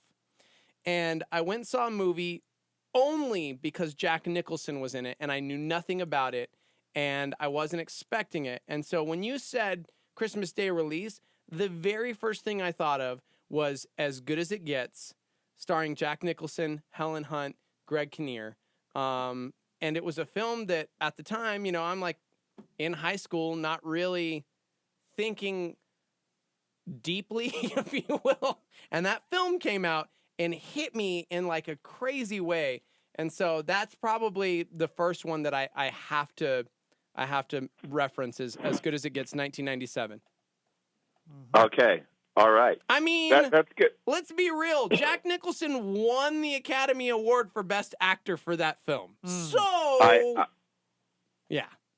Okay. I see your point. That's good. You're in a rebellious streak. You're a Jack Nicholas fan. That's good. Okay. Dex, what's your favorite? What is a movie that you remember just being so stoked for its release during the Christmas season? What do you remember? I'll never forget, Brian, Steve-O. I was lying in my bed. Here we go. Okay. Here we go. I was lying in my bed. Uh-huh. And I had forgot. I had forgot about this release, but when I logged on to Netflix. Oh my gosh. And I saw that the Christmas Chronicles. Okay? Are you with me, guys? Yeah. The Christmas Yeah. Chronicles was released on Netflix. I sat up in my bed and I started screaming.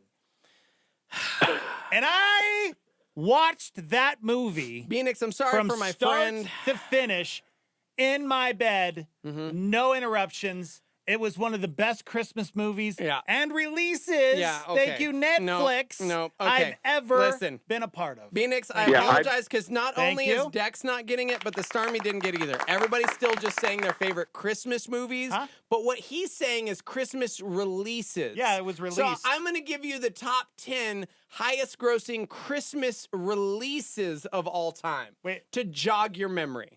I don't. Okay, do it. Because it's not about a Christmas movie. It's about a movie that released on Christmas Day, which, by the way, the Jeter family has decided this year on Christmas Day, we're all going to go to the movies together as a family. Well, thanks for telling us that but part even, of it. Steve-O, even for our listeners, even if it was released during the Christmas season, we would accept that. I mean, it doesn't have to be released on Christmas Day, but during the Christmas season. Yeah, but you're saying a Christmas movie. He's not asking you for a Christmas movie. I said as good as it gets, which has nothing to do with Christmas. It was a Christmas Day release. Why can't mine be a Christmas movie? Because it's stupid and boring. You're stupid and boring. That was one of the greatest times of my life, and you will never take that away from me.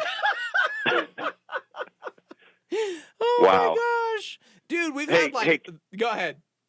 I was just going to say, a couple of days ago, someone came up to me and said, Brian, I tune in every Thursday morning to listen to you guys. Yes. And then she proceeded to say, I am so sorry you have to tolerate Dex and Steve-O. Yep, that's basically it. By the way, sorry to Paul Short, who chimed in with Tombstone, because that was a Christmas release, and he's like, bro, Tombstone! Ooh, Paul Short. Wow, Kudos. good call. One of the greatest Sarah movies. said Les Mis or War Horse. Ooh, nice. Some good ones coming in. Yes, man. I will say this one was a huge one. It's in the top 10 of the biggest Christmas releases of all time. Number 8 on the list, Christmas Day take was almost 14 million. Lord of the Rings: Return of the King. Ooh. That's what I was going to say. My two, like in our family, the two releases during the Christmas season, not on Christmas Day, but the Christmas season releases that our family was so stoked about. We were just like counting down the days, was both The Lord of the Rings, The Hobbit, and Lion, Witch, and the Wardrobe. Yep. Those were the three in our family that we were just so excited that they were going to be coming out during the Christmas season. Yep. I still think those were the releases, at least for us, the Nixon family, that looms large of just like, oh my gosh, these, 4 more days, 3 more days. And then you go the first day it's released. Yep. So those are the ones for us. Let's see. On that list, Marley and Me actually had a better take on Christmas Day than Lord of the Rings, which is crazy. I never saw it because I like dogs. Oh, the book was huge, though. Yeah. And then we get to top 5, one that you actually mentioned last week when we were honoring Jamie Foxx on his birthday. Number 5 on the list of the biggest Christmas Day takes, Django Unchained actually was number 5, which is you're going, what? Christmas Day, it made $15 million. Number 4 on the list, making $18.1 million on Christmas Day, which has already been mentioned by Sarah. Les Miserables. Let's see. I'm skipping up to number 2 because it's interesting to me that this is not number 1. Oh, wow. Number 2, released in 2009, on Christmas Day, Avatar made $23.1 million. Man. Wow. And it's still one of the biggest films of all time, yet it isn't the number 1 highest grossing Christmas film, at least on this list, which I think was released like a decade ago. So, no Star Wars or anything on this list. But number 1 on this list, which is crazy to me, Christmas Day take of $24.6 million.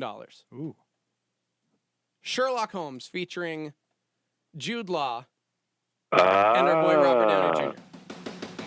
Yeah. Okay. Different Sherlock. Oh, wrong Sherlock. Yeah. Which should lead us to our next question. Yeah. What is the film we're most anticipating for this season? And we have another superhero film. There's a lot of films out there, and there's a comedy Sherlock Holmes as well. So, Steve-O, Dex, what's film are you most looking forward to this year, 2018? Oh, 2019, you mean? No, Christmas Day. Yeah. No, this is 18 Christmas still. Day is still 2018, bro. Okay, sorry. You see, I got New Year's confused. Day. I got confused. You know what? I'll throw punch you right now. I really will. The calendar resets. You know what? I got confused. The whole Stormy got confused on the last question. You guys are way too smart for us. My bad. Just trying to make sure that we get everybody understands it. Gosh. Yeah. So I'll rephrase it. So this year, which is still 2018, Christmas falls on December 25th, but it doesn't have to be the movie that comes out on Christmas. But generally, in the season for this year, what movie are you looking forward to Do you want me the to give most? you a list? Do you want me to give you a list so that you understand? You know what? Don't talk to me like Aquaman, that. Mary Poppins Returns, Bumblebee, Spider-Man Into the Spider-Verse, Mortal Engines, Vice is releasing on Christmas Day. That one's getting a lot of talk in the Oscar world. Oh my gosh, is that Nick Cage? Yeah, Nick Cage, Between Worlds. That's also releasing. That's kind of like all of them. Destroyer. So, Steve-O, what are you looking forward to? And again, it doesn't have to be Christmas Day. It could be just this general season. What are you looking for release? Well, honestly, I've already seen it because I got to see a sneak of it, but Spider-Man Into the Spider-Verse, I think, is probably the best animated film I've ever seen in my life. The style is amazing. The music is incredible. The story is fantastic. It might be the movie that our family sees on Christmas Day. And it's like barely in second place, like almost on this level. But another movie I've already seen is Bumblebee, this new Transformers film that like takes it back to 1987 and really goes super nostalgic. So I'm hard pressed to say Spider-Man or Bumblebee, but either way, they're both nerd films. Okay, here's what normally I would say. I'm really excited about Aquaman because, as we've talked about, I was never too much into superheroes. Yeah. But my favorite superheroes growing up was Apache Chief and Aquaman. Yep. And they're not going to make an Apache Chief movie as they should, but they're not going to. They might. So Aquaman is, the second one. But let me just say, I'm disappointed that the classic Aquaman was this like California surfer type dude, and now they made him into, some tatted up. Easy.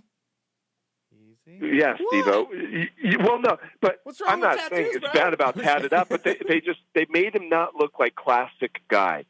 So I'm open to seeing Aquaman, but it's not as appealing. The one that I'm really intrigued by, because I watched a documentary about this guy years ago. I was watching an art program, and they highlighted this real-life guy who had a brain injury, and he created worlds around his house using G.I. Joes. How could I not? And I was transfixed by this guy. I'm going, man, first of all, you're sad that he has a brain injury, but then you started to look at these cities and imaginary worlds he created up, and then he had descriptions and storylines for all of his worlds.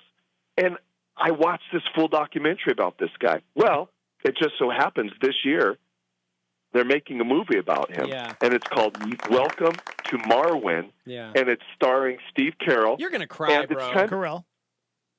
Yeah. It's basically one of those live films that they mix with, anime, I guess, or whatever you would call it, because he goes into the world of his G.I. Joe people. But your descriptions does. I know he does, but your descriptions are amazing. It's like anime. It's not like anime. It's not like anime at all. It's more clay. No, it's more like, clay. Yeah, So it's I'm like kind claymation. I'm looking forward to that. Yeah. And as a Sherlock Holmes junkie, I watch every Sherlock Holmes movie that comes out. We collect Sherlock Holmes films in our And, of course, we're going to go see Holmes and Watson because I've never seen a comedy version of That's gonna Sherlock be great. Holmes. I actually really am looking forward to that one. There you go. All right. Okay, but it's your turn now, Dex. You get to tell which film you're looking forward to. As a political guy that he is, because he lives at the Peterson home, Vice is, you know what? as the Hang up on Oscar yourself. contender, I know that No, that's what you get want to outta see here. more than anything. It actually does look really good. Actually, I was, dude, if you see the trailer and nobody tells you it's Christian Bale, you don't know that Dick Cheney is Christian Bale. Yep, and he's He not went wearing a through fat suit. a serious transformation to play this role. Yeah. So no, I'm not looking forward to that one. Honestly, I don't know if I'm looking forward to really any of these movies. They're kind of all like, no, let's go see Welcome to Marwen. I just want to watch you cry. Can I talk, please? Nah. Thank you. Jeez. I kind of with you. I think Aquaman kind of, but you know what? I'm gonna have to say Mary Poppins because of my childhood. What? You got a problem? What? Because the female lead? I've never even seen the first one. Oh my gosh! I've never even seen the first Mary Hold Poppins. on. You've never seen Mary Poppins. Everybody on coming from a guy I know. who makes fun of me I know. for I've never seen It's a Wonderful Life. Yeah. Never seen Mary Wow. Poppins. He's Sorry. never seen Mary Poppins. Yeah. I know. Well, and so many people are chiming in and that was a pretty big one, was Mary Poppins. A lot of people were saying Mary Poppins. It actually looks pretty good. Okay. I loved that movie. Yeah. Punch me in the face. Even though it's all about drugs. Yeah.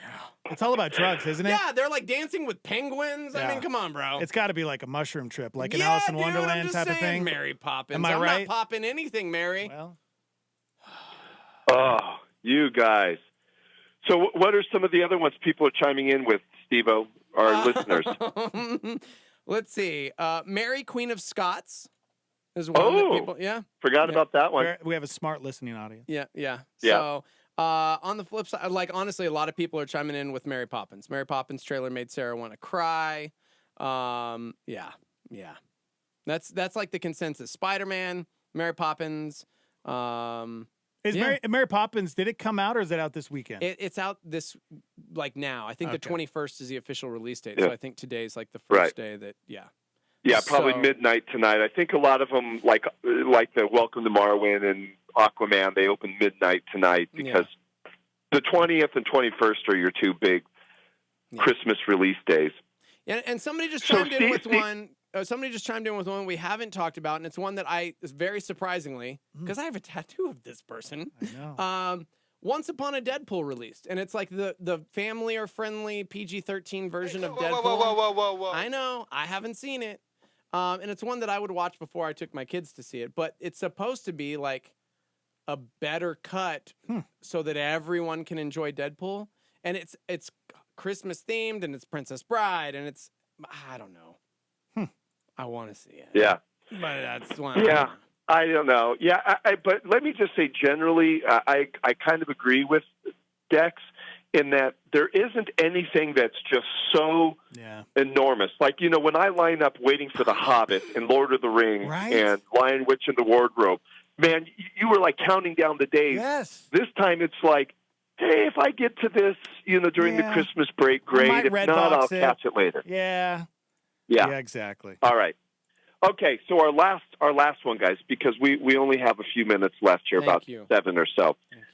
And this is the only other thing that we're talking about, for December 20th. Well, on this day, the great American author John Steinbeck died. He was born on February 27th, 1902, but he died on December 20th, 1968. And most people know that he is probably one of America's most popular, greatest novelists. He won the Nobel Prize in Literature. He's won Pulitzer Prizes. He's basically won everything. Many of his movies have been his books have been turned into movies. Some of them went on to win Oscars.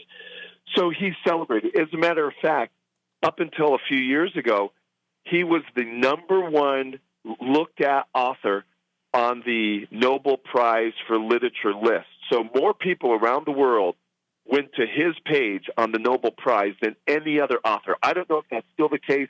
I'm just saying his influence is massive around the world. As a matter of fact, Melanie and I just this last year, went to the Albuquerque Film Festival, and we watched a documentary of Australian guys who took the Jode journey, the book of Grapes of Wrath, when the Jodes left from Oklahoma to California. They rode that journey on bike and chronicled it.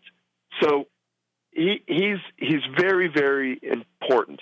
And from a Christian standpoint, though, he was a lifelong Episcopalian, but, a lot of his books carried Christian themes, or they had Christian symbolism and undercurrents, throughout all of his work. So there's still an important aspect to his life there. Yeah. But here's our quiz, guys. Don't ask So Dex without what his cheating- favorite Steinbeck book is, because he doesn't know any. Wow. Yeah. Of Mice and Men, Mule. All right. Wow. All right. Why don't Okay. you just call me So- stupid instead next time? All right. Dude. We all know John Steinbeck's books. If there's an American who doesn't know John Steinbeck's books, you would have to go. You didn't go to an American school, but That's I'm not quizzing you on some of his books because I know you know the names. I'm going to tell you just 5 of his most famous We don't books. have time, man. We don't have time. Only 5, and you have to give me a general synopsis. It doesn't have to be an in-depth, but just tell me about. So the first one that he really became popular for was called In Dubious Battle. You can't say dude. Steve-O or Dex, what is Do you In want to take this Dubious one? Battle about? I mean, I know. Oddly enough, I know this is one of Dex's favorites of his. Do you want to take this, or do you want me to take this one? I think you're doing just fine. You go right ahead. I mean, this was the first of a trilogy, which came to be known as his Dust Bowl trilogy. Which Steve-O's of course, cheating, Yeah, ladies he's and gentlemen, cheating, right now. guys. Steve-O is cheating. He Googled it. See, that's what he does. But he's so he puts right. all of it on me, this, and then this he. is his first Dust Bowl trilogy. I set you up to read it so that you would okay. be smart. Yeah, okay. Oh, but listeners, Steve-O is right. In Dubious Battle was his first book of his Dust Bowl trilogy. Google was and right. it is about fruit pickers in California. You're a fruit picker. Okay, Steve-O, Dex, without cheating. Yes. Here's his second book we're going to talk about, and this was made into a movie, so you should know something about it. Tell me Mice what and Men. Of Mice and Men is about. Let me tell you about Of Mice and Men. All right? Yeah, go ahead, man. See, there were these mice, okay? Yeah. And Yeah. they wanted to take over the world Mhm. because they wanted to be the head cheese, if you will. I'm pretty sure you're thinking of Pinky and the Brain. Then men decided mice ain't taking over. That's right. So Will Smith, that's who they cast. Yeah, of course. And he teamed up with a squad of Delta Force type soldiers. To take out Mickey Mouse. Mickey Mouse was the head cheese. Of You know, I cour- was getting to that. Sorry, did I spoil it? Dang And it, then the mice, this is what's weird. This is the first of its kind. Yeah. The mice killed off all humans. Yeah.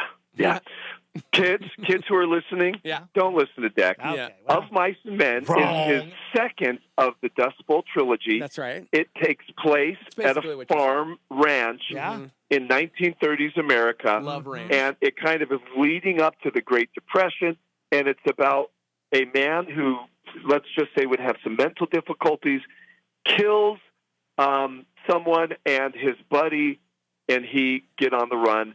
But one of the great things is in 1992, it was made into a film starring John Malkovich and Gary Sinise, and it was a great movie. So we got to keep going. So I liked what my is the version Grapes better. of Wrath about? Dex, Steve-O, the Grapes of Wrath. Oh my gosh, my parents, they made me watch this when I was a kid, Yeah, and I yeah. literally wanted to die because it was the longest, most boring movie I think I've ever watched in my entire life. And I probably should watch it as an adult because I probably would like it. But I don't know. I'm not a fan of that movie. It did win an Oscar. It So was very what's it about? depressing. Since you saw the movie, what's it about? Well, you said depressing because it's about the Great Depression. Exactly. Of course, Right. bro. Yes. Like here's the That's right. problem. Here's the problem. Honestly, Phoenix, here's a real, and I get it. Don't get me wrong. I recently read East of Eden because of you, and Travels with Charlie because of you. However, if you're not a historian like I don't know, you, Yeah. John Steinbeck is difficult to read because in our modern culture, we don't really talk about the Great Depression, or we don't talk about what was happening in American history at that time. So whereas I think he's brilliant in painting a picture of what it was like, if you weren't even a generation off from what was happening in America at that time, it's kind of difficult to understand. No, I what get he's it, saying. Steve. I agree. I mean, I think Grapes of Wrath today, particularly for younger generation, it is a difficult book to get, into. It's like giving a new Christian C.S. Lewis and saying, good call. Here you go, bro. Mere Christianity. Yeah. Just start here. Ugh. It's not only is he British. I get it, but it still is a classic work. Terrible. Of course, it's the third book. It's the third in his Dust Bowl trilogy. The title alone is taken from the Battle Hymn of the Republic, as you know. The movie that you hated so much, Dex, and I agree, it's a little slow, but it was directed by John Ford, and Grapes of Wrath won John Steinbeck the Pulitzer Prize for fiction. But we've got to keep moving. Hold on, real quick. So a lot of people didn't know this, B-Nix, but the Beverly Hillbillies were actually, it's like a sequel to the Grapes of Wrath. It's what happened It's to the how family. they got out of the Great Depression. Yes. Yeah. It wasn't a sequel, but it was influenced, a comedy version of The Grapes of Wrath. You are exactly right. Okay, East of Eden. We just got 2 books left. What's that about? East of Eden is about the Hamiltons and the Trasks. It's basically like, hey, here's a family, and here's another family, and this family's hard up, and then this family's not so much, and then it's like nurture versus nature, and it's really, really, really, really deep. Than people. Yeah, and also John Steinbeck used the biblical story of Adam and his sons, as the springboard for it. Of course, it was made into a movie that starred James Dean. It was James Dean's last film. You could go to Marfa, Texas, and stay at the hotel like I did. It's a great experience, by the way. Go to Marfa, stay at the hotel where Elizabeth Taylor, and all those. They have a whole little museum. I think he just sold everybody on it. Not bored at all. Yeah, and this, you know what? He might be the most boring author in existence. I'm serious. Okay, last one. Last one. Steve-O, we only have a few minutes left. No, last major John Steinbeck release is Travels with Charlie. Yes. Okay. What is that about? You can't tell me that's not a boring book. It's not a boring book. It's a great book, and it's John Steinbeck, and it's kind of autobiographical because Charlie, his dog, goes with him, and he's like in a pop-up camper, and he's like, hey, I'm going to travel America. And so if you actually do care about American culture, and nobody paints a better picture than John Steinbeck. Seriously, he's truly one of the greatest authors of all time. Truly. And so this really is Steve-O, America. Yeah, Steve-O, you're spot on. I know. Great description. And that is my favorite John Steinbeck book because I gravitate towards narrative journalists. Yeah. And he is one of the architects of narrative journalism, meaning you jump at something and you go look at America. That's right. Brian Nixon, we're out of time, buddy. We're out of time. Thank you so much. We did it, guys. Thank you, guys. Merry Christmas, dude. Yeah, Travels with Steve-O. Merry Christmas. See you guys in a few minutes. I'll be in. Okay, Bye. cool. Oh, cool. Why didn't we do this at 8? Yeah, I mean, we could have done it at 8. Well, because I had to pick up my wife at 1 o'clock this morning. Just saying, we could have done this another hour. All right, Brian. We'll see you. Less poppy. Love you, buddy. All right, bye. Never again. All right, we have to take a break, guys. We have to. We think Shock Therapy Live is happening at 9. What is it? We think. I mean, what is it? But when we come back, I want to tackle this this woman who got upset. You want to tackle a woman? Oh, you got to get better at your words. Gosh darn it. Why do you stop me before I can finish?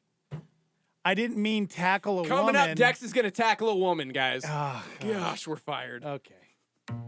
Hi, I'm Todd Nettleton, and this is the Voice of the Martyrs Radio. A Turkish pastor arrived at his church one December morning to find police officers already on site, investigating the ominous sign left on the door. The notice demanded that the pastor stop preaching and cease leading worship with his congregation. It cited a verse from the Quran aimed at intimidating the pastor and the church into obedience. But thanks to security cameras, the culprit was caught and arrested. In Muslim nations, tensions often run high during Christian holidays like Christmas and Easter. Pray that this Turkish pastor and his church will have peace and boldness as they continue gathering together to worship our Prince of Peace all year long. I will not let my brothers and sisters suffer in silence, nor will I let them serve alone. To join me in prayer for persecuted Christians, go to vomradio.net. A supernova on Star 88 with David Jeremiah. Oswald Chambers said this. He said, listen, Jesus Christ was born into the world. He came into history from outside of history. He did not evolve out of history. Our Lord's birth was an advent. He did not come from the human race. He came into the human race from above. Jesus Christ is not just the best human being there ever was.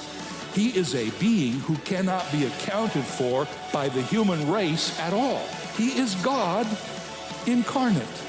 Not man becoming God, but God coming into human flesh, coming into it from the outside. His life is the highest and the holiest, and it entered into humanity at the lowest door. Turning Point with David Jeremiah. Don't miss it on our sister station, KNKT, weekdays at 11 a.m. on 107.1 FM. This is Star 88 at 88.3 FM, KLYT, Albuquerque, Santa Fe, and online at star88.fm.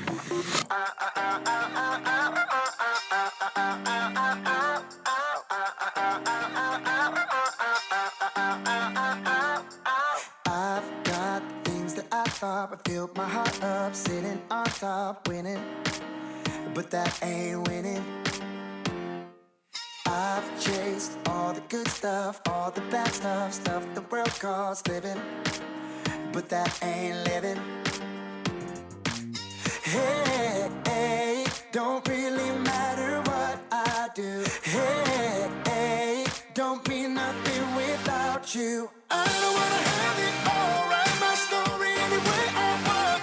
Everything will just fall apart if you waited, if you waited it. I don't wanna give my way, no, I don't wanna run this thing, 'cause I know it all ends the same if you waited, if you waited it. If you waited it.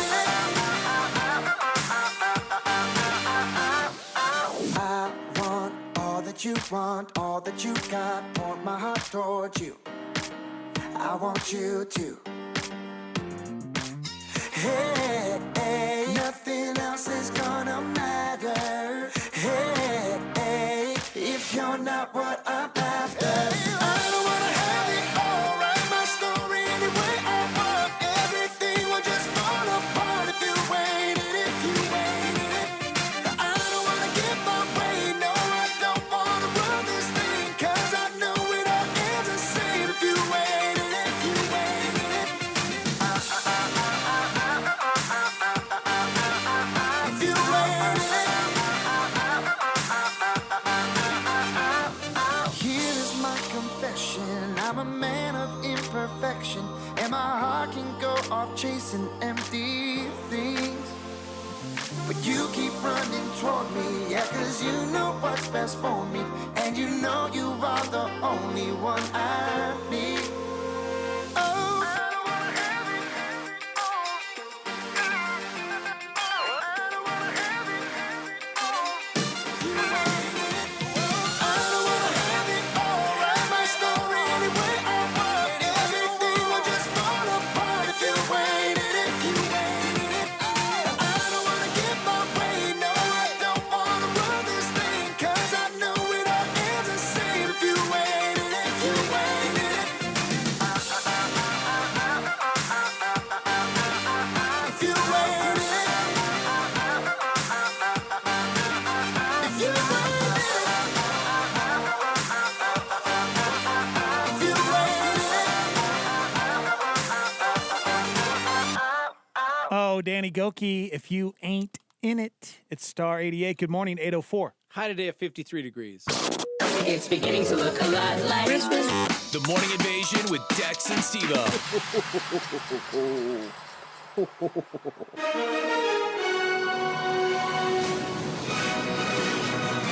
Thursday night football. Thursday Night Football is tonight. Hold it, wait. There are no more Thursday Night Football games. They're done for the season. But there are 2 NFL games on Saturday.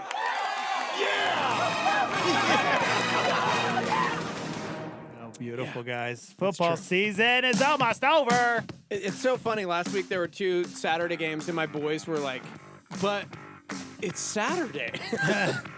What? Why? Welcome to the end of the season when they do weird things. Mm-hmm. We really have 2 games this weekend. That's true. Good morning. Welcome to the show, everybody. Live from the Dreamstar Remodeling Star 88 Studios. Oh, man. We have one more show tomorrow, and then we go on Christmas break, guys. That's right. One more. We made it, almost made it through the week. It's your last show of the year. Last show of the year. Gonna be glorious. Pray for my journey to Montana, please. Okay? It's been like 5 years since I've been back home. I just don't know how much it's changed, you know? I mean, it's probably a completely different town, you know? Yeah. I don't know, man. You know, global warming, it's probably so hot up there now, you know? Gosh, that was a stupid joke. I'm really sorry. I'm ready to go home. I'm sorry. Can we just close it down now? No, not yet. My jokes aren't sticking. They're not, but that's okay. They're falling flat. That's why I'm here. That's why I'm here, man. Yeah. I'm here to help you. Yeah. I don't know, man. After hanging out with Buck yesterday, I've realized, you know what? Maybe I should hang it up. You know? Oh. Buck inspired me to go after other things. Oh. Yeah. Have fun. Yeah, it should be fun. I don't know what that is yet, but yeah, you know. You're going to love it, man. It'll be great. Yeah. You're going to be so great. Mm-hmm. Yeah, it was pretty funny hanging out with Buck yesterday because if you didn't know, I did this show with Buck for about 15 years. Yeah, your old co-host. And he recently got a gig over on Coyote, a night gig. Once you get that radio bug, like no matter what, I've tried leaving multiple times. Yeah, I'll never leave. But I mean, I'll leave here. I'll just never leave radio. Just wanted to clarify that.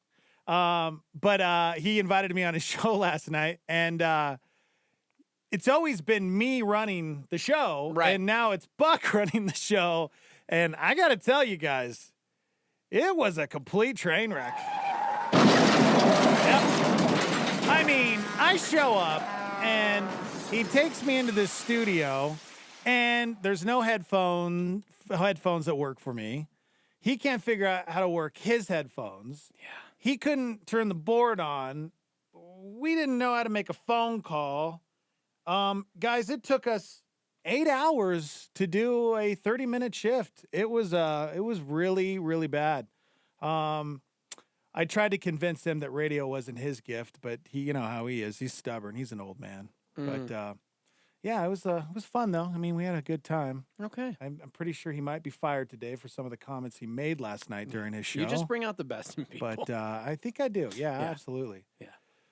So yeah, I don't know. It was a lot of fun. I missed that guy. Anyways, what were we talking about? Oh yeah, I was going to tackle a woman. Yeah. Before the break, you started to tease this and said, coming up, I want to tackle this woman. Yes. But I had to cut you off. You did. Yeah. Trying to help you. Trying to help you. I wanted to tackle this woman who's fighting with her neighbor. Yeah, I don't know if you guys saw this story, but, you know, those blow up Christmas Santa Clauses you see and the snowmen that you see on people's front yards. They're fun. I mean, they're cool. Be careful, by the way. A little PSA for the West Siders this morning. Yeah? I'm involved in like a little group thing, a neighborhood watch type thing. And they sent us like video of a guy going like house to house stealing extension cords. What? Merry Christmas. Huh. Hatred. Hatred. Anyways. Stealing extension cords. I've always been weirded out by the fact that people do have these giant blow-up things in their front yard for Christmas because I'm like, how are these not getting stolen during the day? Yeah, because they're right? just deflated and laying there, and I'm going, that's like a $200 Santa right there. Exactly. Just chilling in the front yard. Yeah, why wouldn't you steal the whole thing? Why would you just steal the extension cord? Do you know how much you can get for an extension cord on the black market? Really? No, I have no idea. No, it's because drugs, guys. Drugs. No, seriously, I couldn't believe it. That's insane. Yeah. Better watch out. Go on, Dragon Man. Thank you. So there's this woman for Halloween. She bought these inflatable dragons for Halloween, which kind of fits, right? And Christmas dragons, guys. Well, hold on a second. They were Halloween dragons at first, okay? Oh. So she had 5 of these inflatable, like, cute dragons for Halloween. Well, she was thinking, all right, well, you know what? I think I might just keep my inflatable dragons up for Christmas, but I'll dress them up in like Christmas stuff, like, you know, a Santa hat and a scarf and all these other decorations. So they look like Christmas dragons. Well, one of Diane's neighbors freaked out and sent a letter to Diana saying, hey, your dragons, they're inappropriate and you need to take those dragons down. Like, that's what she said. She basically, this is the Christian woman who sent a letter and she said, yeah, these dragons, they're for Halloween and they're inappropriate for Halloween as well, but we let that one slide. But Christmas, do you realize what Christmas is about? And you have dragons in your front yard? And that's unacceptable because Christmas isn't about that. That's demonic. And of course, Diana, she just laughed and posted it on Facebook and it went viral. Now, how does that make us look, Steve-O? Christian woman calling out this woman who had Christmas dragons on her yard. Okay, but like Christmas dragons, man. Wait. You got a problem with that? Christmas dragons, bro. Why you got a problem with Christmas dragons, bro? Huh? Huh? Why you got a problem?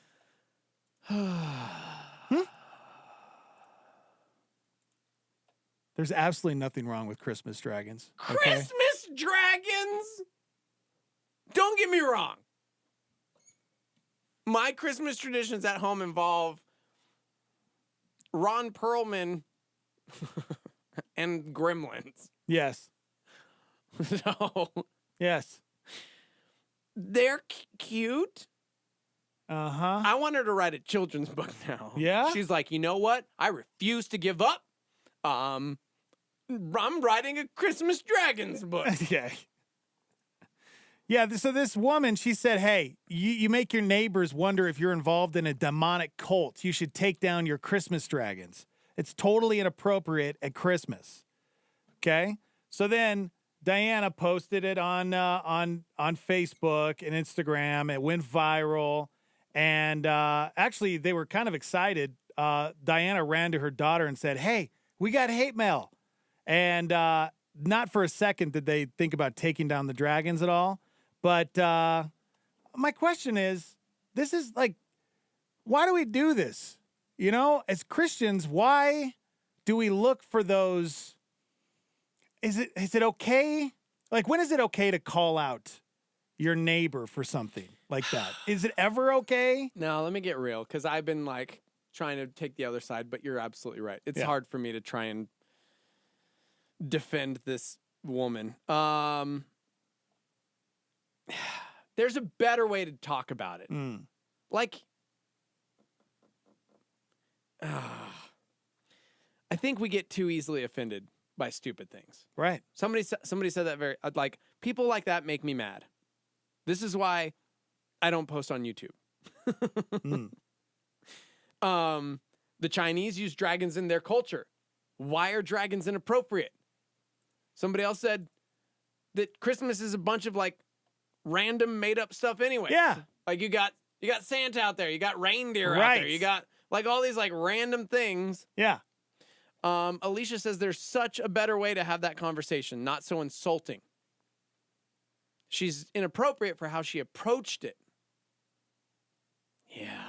Yeah, remember when Sam was in and he was telling us about his neighbor who set up the haunted house next door? Mm-hmm. And here's Pastor Sam Swan, who didn't get upset and freak out and be like, oh, no, this neighbor can't set up a haunted house. No, Sam, went to this haunted house and was praising his neighbor because, man, this is awesome, and was actually a part of it and had a relationship, a friendship with this neighbor. And then we had a listener email in, and they were upset. They were freaking out on Sam because he was okay with his neighbor having a haunted house. What? Yeah. What are we doing? Yeah. How is that going to show any kind of love, Now, the story gets better because after it went viral, after this woman posted this letter about the crazy neighbor asking to take down the Christmas dragons, everybody started wanting to donate money. They set up a GoFundMe page so they could raise more money for more dragons. And Diana was like, listen, I don't need any more dragons, but I would like to set up a charity that you guys can donate to instead. So she set up she took collections, and she's actually taking the money to buy presents for kids. I love and this. yeah, it's I love amazing. everything about Thousands this. of dollars are pouring in. And she's like, well, let's donate to this to some charities. Let's do some good this Christmas. Right. I don't need more dragons. How cool is that? Carl says, I like the pic of the dragons. They look very festive. Right, look at that dragon. Scarf, Santa hat, bows. They're cute. Yeah. So, again, another reminder, guys. Please, stop shooting yourself in the foot. You're making us look bad is what you're doing. You're making Jesus look bad. Just going to say what it is. Come on, man. How are you supposed to have any sort of relationship with your neighbor or with just another person if you start out by being angry because you're offended with the decorations? Oh, I know. Doesn't make any sense, man. No, and sadly it happens far too often. It really does. Now, here's one thing. I understand deeply caring about Christmas because we're celebrating the birth of Jesus Christ. I mean, we're talking about the day that God became man, right? It's a big deal. I get it. I just think there's a way better approach to that because clearly your neighbor also cares about Christmas, just differently. Right. So maybe you could be a good neighbor, have a rad conversation, and that brings about why you're so passionate about Christmas. Because it really is a big deal. Right. I just think the idea of getting so offended that now it's national headlines and all anybody is hearing is how this, quote, stupid Christian. Right. I'm going, dang it. Here we go again. Yep. Thanks a lot, lady. All right, now we got to get the PR group in here and do some cleanup on how not all Christians respond this way. Oh, it's so frustrating, man. It really is. Carl said, dragons just want hugs. Why would anyone discriminate against dragons celebrating Christmas? Why aren't folks upset about Santa? Or how about Star Wars Christmas ornaments? I agree. I have a bunch of Star Wars ornaments on my tree, yo. And if a talking snowman isn't demonic, I don't know what is. Or how about a flying reindeer? Whoa, bro! Demonic! Or how about a guy that wears a red suit who performs magic to get into people's homes to deliver presents under a tree, lady? Demonic! Give me a break. Gosh, man. It's just ridiculous. Yeah. Calling this person out for saying, the dragons aren't Christmassy. You can't dig dragons. Yeah. You don't know the meaning of Christmas. Right. Get out. Fired up. Mm-hmm. So, guys, let's be careful. Let's love our neighbors. Yeah. Because State Farm is there. Wait, what? I just leveled up because I said that. Next level. Gosh, jokes falling flat today, guys. Falling flat. It's vacation. Somebody said, love your neighbor as yourself. Doesn't get any more real than that. Somebody else said, we as Christians cannot expect others who are without the Holy Spirit to see things the way we do. We need to remember what we were like before Christ and show unbelievers love and kindness. Amen. Yeah. I like that. All right, let's take a quick break. Is the Height Six coming in? Yes. They are. Yeah. Shock Therapy Live coming up at 9. So if you guys have any questions. At least Nate is. He texted me. All right. Get them in. It'll be our last Shock Therapy for the year. So if you guys have any questions, it's an hour where we tackle some pretty tough topics. Maybe you're dealing with something in your life. You can be completely anonymous. You can text them in. You can email them studio@star88.fm. And, of course, you can call us when we kick it off at 9. Hey, Cruz loved your State Farm joke, man. Oh, thanks, man. Yeah. Appreciate that. Totes. All right. All right, let's take a quick break. Live from the Dreamstyle Remodeling Star 88 Studios. Hang on. Pastor Jack Graham and a Star 88 Supernova. We're told in Mark chapter 14 and verse 37 that Jesus told them to pray, and yet in the Garden of Gethsemane where Jesus was pouring out his blood in preparation for the cross, Jesus agonized. The disciples slept just a few feet away. It was their pride and Peter's pride that produced prayerlessness. Because after all, why pray if you can do it yourself? Jesus taught us to pray in the model prayer, lead us not into temptation, but deliver us from evil. And so prayer is for petition, asking and receiving what we need from God, and we should pray always petitioning God for what we need. And yet we are also to pray for protection every day. Catch Pastor Jack Graham, PowerPoint, broadcast weekdays at 10:30 a.m. on our sister station, KNKT. This is Groundwire with Sean Dunn. Groundwire. In the Bible, Hagar said, "You are the God who sees me. You are the God who sees me." That really speaks to me. I know that God is up in heaven. I know that he orchestrates the cosmos, but he also is the God who sees me. He sees me when I sit and when I rise, when I struggle and when life is easy, when I walk straight and when I stumble. He doesn't watch me waiting for me to make mistakes. He affectionately watches, waiting for opportunities to benefit my life.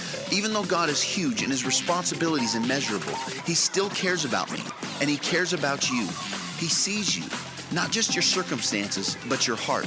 He's aware of your wounds, and he longs to offer you peace and perspective. Even when you go through tough times, you can be sure that he has not forgotten you.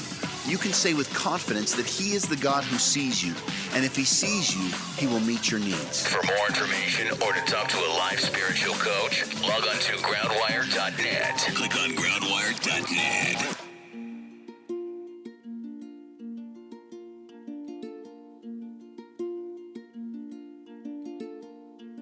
Oh, holy night, the stars are brightly shining. It is the night of the dear Savior's birth. Long lay the world in sin and error pining, till he appeared and the soul felt its worth. A thrill of hope, a weary world rejoices, for yonder breaks a new and glorious morn. Fall on your knees, oh, hear the angel voices all night divine, all night when Christ was born. All night divine, all night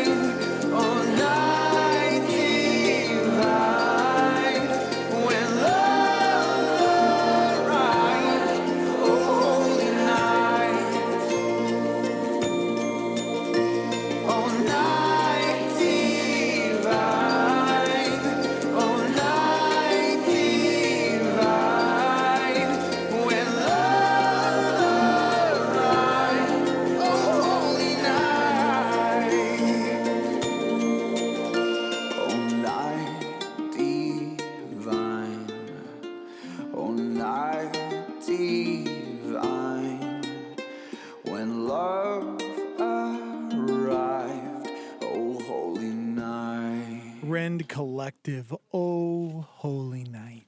Yeah. It is star 88, 828. How did they have 53 degrees? What do you got there? Huh? Nothing. You can't have it. It's too much sugar. Got you something again, huh? Cranberry bliss I'm going to bar. tell Christy about your girlfriend. Okay. The Morning Invasion with Dex and Steve-O on Star 88. Merry Christmas! Oh, I just love this time of the year. Very inappropriate. Very inappropriate. Yeah, you are. No, you are. No, you are. Talking about Heidi, Christy. That's right. Heidi brings him food every morning. Yeah. Jeez. Yeah. But brings me nothing? Yep, see? Something weird going on there. All right. You wanted to share a story about Forever 21. Oh, man. Are we rocking this, huh? You shop at Forever 21? Yeah. Do you? No. Yeah, he does, guys. I actually shop there. Really? Sometimes. Okay. I don't really fit into a lot of their clothes. Yeah. I'm not skinny enough. Never really You shopped would be there. perfect for that I have shop. a T-shirt from there, actually, that I got in California years back. Yeah, you have to weigh 150 pounds, I think Yeah, is the I can't wear the it limit. anymore. It Yeah. looks like it's painted on me, Right, and it was yeah. extra large. Yeah. Mm-hmm. Well, we were just talking about Christmas dragons and the controversy behind that. And Forever 21 hit some new controversy, and we've got to talk about this. I almost want to just sit back and let you, the Starmie, discuss, because the Black Panther movie. It's no doubt one of the biggest films in the history of ever in nerd culture. Not even in nerd culture anymore, because it's pretty monumental for Black America and was a celebration of Black excellence. That term, both of them, by the way, is from Cosmopolitan magazine. Okay. That's okay. like the headline. Monumental for Black America, celebration of Black excellence. So, this week, Forever 21 decided to put out their ugly Christmas sweater catalog, if you will. Okay. One of said ugly sweaters involves the Black Panther movie. You see the model wearing it. It's a sweater with the slogan that says Wakanda Forever. Okay. It's purple, it's orange, it's yellow, it's an ugly sweater. It's got the image of Black Panther on it. Okay. It's actually a pretty dope sweater. Well, when they released the catalog, the model wearing the sweater was white.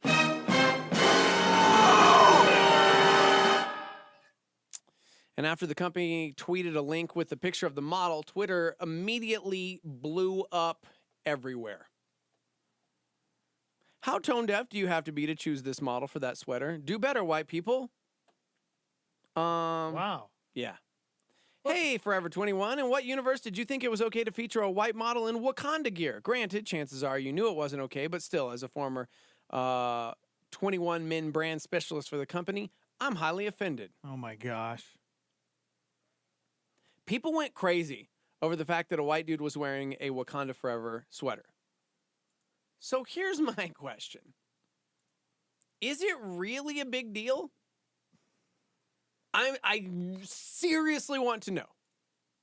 Because there were other people who tweeted and said, so it doesn't bother me that a white person is wearing that Wakanda Forever sweater. I think it's dope that after all of the years of black kids wearing Superman and a host of white heroes, that a black hero is right there in the mix. Now, it does bother me that the sweater is ugly, and I know it's an ugly sweater, but what is with those colors? I think it's actually a great, ugly Christmas sweater. Forever 21 obviously heard about the controversy and since has issued an apology saying Forever 21 takes feedback on our products and marketing extremely seriously. We celebrate all superheroes with many different models of various ethnicities and apologize if the photo in question was offensive in any way. So they apologized. Oh, Forever yeah. 21 apologized. Immediately. Like they did something wrong. They apologized like they did something wrong. Did they do something wrong? That's the question, Starmie. Did they do something wrong by People lost using their a white minds, model? dude. Seriously, I'm like reading some of the Twitter comments and I'm like, I can't even read this one. Somebody was like, they got a super pale blonde blue-eyed model in a Wakanda Forever sweater. I want to speak to your advertising department. Someone approved of this and thought this was going to work. What was the last clothing company that got in trouble for this? Was it they used it was a black kid model, and what were they wearing? With a monkey on the sweater. That's right, with the monkey on. That was the last big. Yeah, and that makes sense. With that, I get in a way. And the sweater said "coolest monkey in the jungle." Now, in case you forgot which clothing company it was that did this, Forever 21. Oh. Wow. Yeah. Okay. No, it was actually H&M. H&M. Yeah. Oh, okay. I was like, it was Forever 21? No, it was H&M. Okay. No. Same thing. Yep.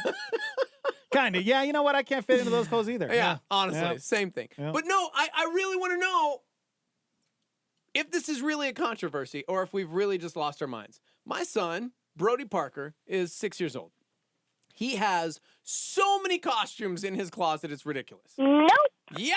He's constantly wearing different superhero costumes. Oh, Spider-Man. There's a little Superman. He's got a Bumblebee costume. He's just got costumes for days. My kids are the Snake same way. Eyes. He's got Yep. He has a Black Panther costume. What did you just say? Not only does he sport like his Black Panther costume, he's got like the gloves with the crazy claws, and he's got the actual like expensive mask. Wow. Like he loves the Black Panther movie. This is not real. Why is it a big deal that there's a white kid modeling a Black Panther sweater? I want to know. Because as we talk about being like inclusive for everyone and like how powerful and groundbreaking this film was because it broke the color barrier, and you've got actors from the film like Chadwick Boseman himself saying how amazing it is to see white kids running around in a Black Panther costume. Like everyone was excited, but then all of a sudden this happens and it's like, this isn't okay. Yeah. We needed a black model to do the Black Panther hoodie. Yeah. And I'm like, but why? If we're saying that it's cool, it just became elitist and not cool. Right. So I don't understand. And I would love to know if it's really a big deal. If you guys want to call in, it's 505-338-3700. Love to hear from you. Somebody said, wait. So you're telling me I can't wear Black Panther gear because I'm white? This is ridiculous. Somebody said, why is this so bothersome when the white nurse got fired for dressing up as Beyonce at Halloween? Remember that? Was she blackface? I don't remember if she did that. That might have been why people freaked out, but I'm not sure. Somebody says, my son is half white and half Hispanic. He went as Black Panther for Halloween. I see nothing bad about this. Can we say reverse racism? Mm-hmm. Somebody said, and then if it were a black model wearing it, it would have been called racial profiling. Yeah, I'm kind of in that, it's racist what they're doing, right? They're in turn trying to call it out for being racist. But and they're being like this group of trolls on Twitter. Exactly. They're the ones who are being racist. Yeah. Why can't somebody just be a fan of Wakanda and be able to wear a Wakanda? This is one of the best Marvel movies. Like, that was such a fantastic film. And Michael B. Jordan as Killmonger, still one of the best Marvel villains because he actually had depth and you cared about his story and you understood where he came from. Right. Good morning. Good morning. Hi. Hey, it's Joelle, just so you guys know. Hi. Hi. Hey, so my thought is, I think they chose a white person because initially, like, whenever I go in Forever 21, me included, I majority see white people. So they probably just wanted to market to who buys their clothes. Yeah. That's my thought. I'm not offended by it. Right. Well, I think it's really stupid. It is stupid. Yeah. Okay. Thanks for chiming in. Well, thank you. I really want somebody to tell me why it's offensive. Because right now, like, everybody thinks this is stupid, that this is a thing. Yet, it's a national headline, and there were enough people offended by it that Forever 21 had to issue a public apology. They shouldn't. So I shouldn't have done need that. somebody to tell me. That's ridiculous. They shouldn't have issued an apology because they didn't do anything wrong. Yeah. No matter what, you're just never going to be able to win. With the internet now and trolls, somebody's always going to complain. That's the world we live in. But did they do the right thing by apologizing? Because Scripture talks about so much as it depends upon you, try to live at peace with one another, right? As Christians, we're called to live at peace with one another. Does that mean apologizing even when you don't believe an apology is necessary so that you can live at peace with the person that you've offended? And that's the tough part for me, is because when you apologize, that's admitting you're guilty for doing something wrong. But I also agree where it's, okay, let's just issue an apology. I'm sorry if you were offended. We didn't mean for it to go the way that you think it did. I don't know. But there was no offense intended. There's If they no were offense. truly like going, hey, man. Like, Yeah, they shouldn't have to apologize because they didn't do anything wrong. I think, if anything, it was the right move to put a white model in there. We shouldn't, that's the thing. We shouldn't see color ever, right? That should be the thing. We shouldn't see color. When I look at another person, when a Native American, African American, Chinese, whatever person comes my way, I see them as a human being. I don't see them as anything else. I don't see their color. I see them as a person that God created. There's no difference between me and that person. Yeah. So, and it stinks because we'll never ever be to that. The world will never ever be at that point. It's a hard line, because then you look at a film like Coco, and for me, instantaneous, man, I wept when I saw that movie, because Coco reminded me of my grandmother on my mom's side, my Spanish family. And so I love the heritage. I love the traditions. I love the culture that I grew up in because of the Garcia family, my mom's family. And so you want to have pride in that. And I do have pride in my Spanish heritage. Yeah.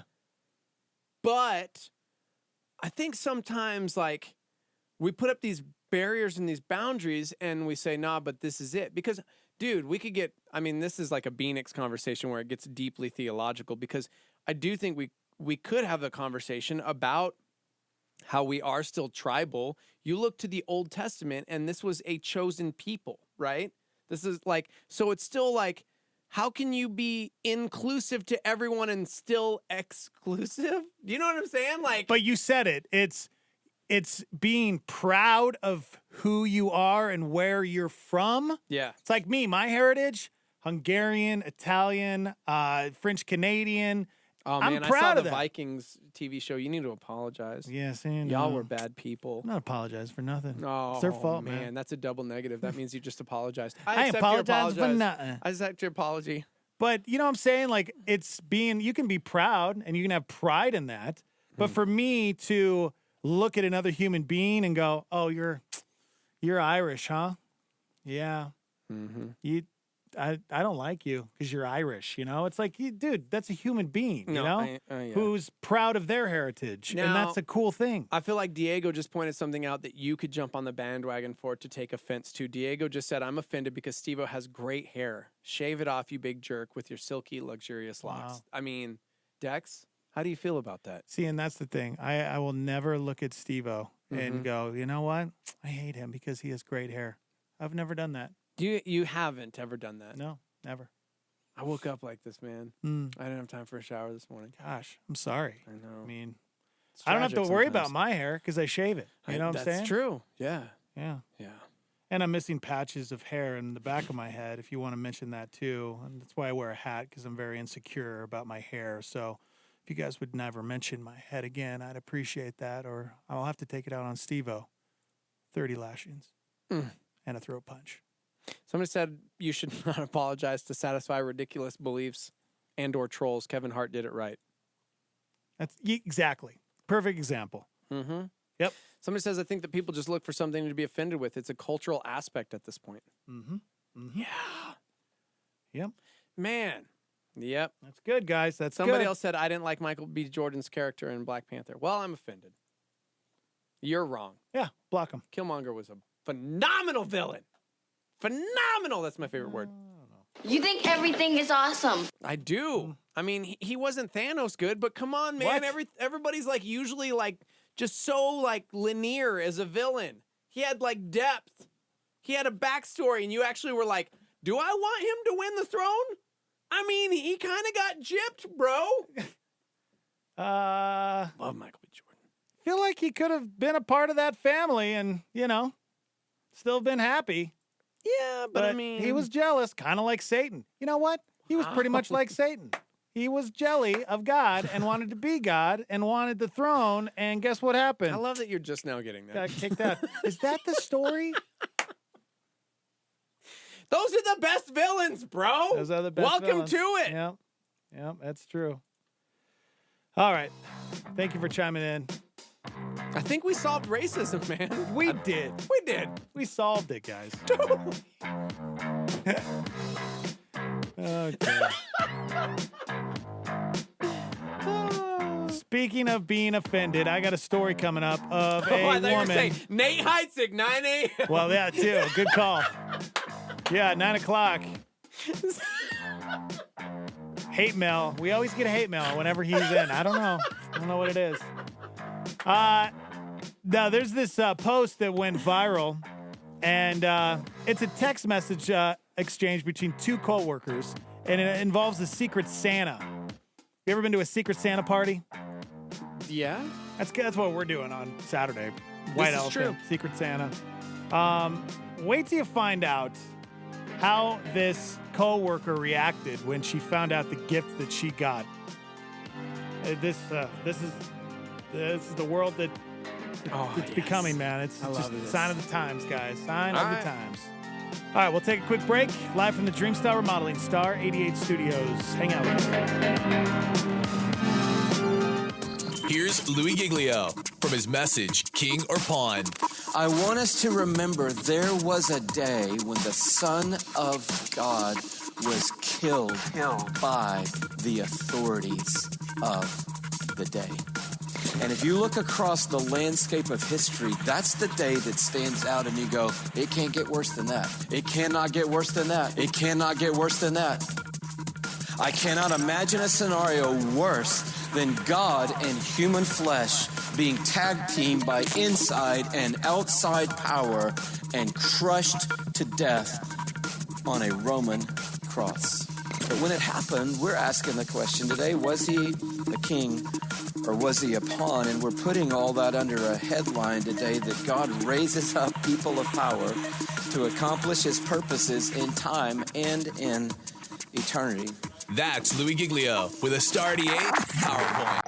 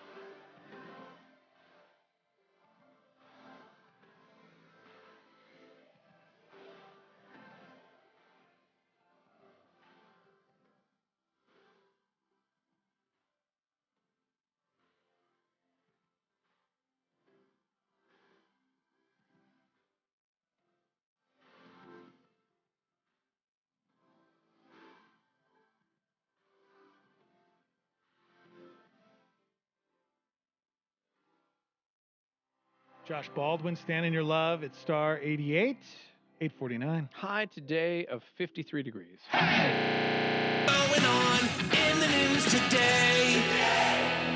All American troops in Syria are leaving.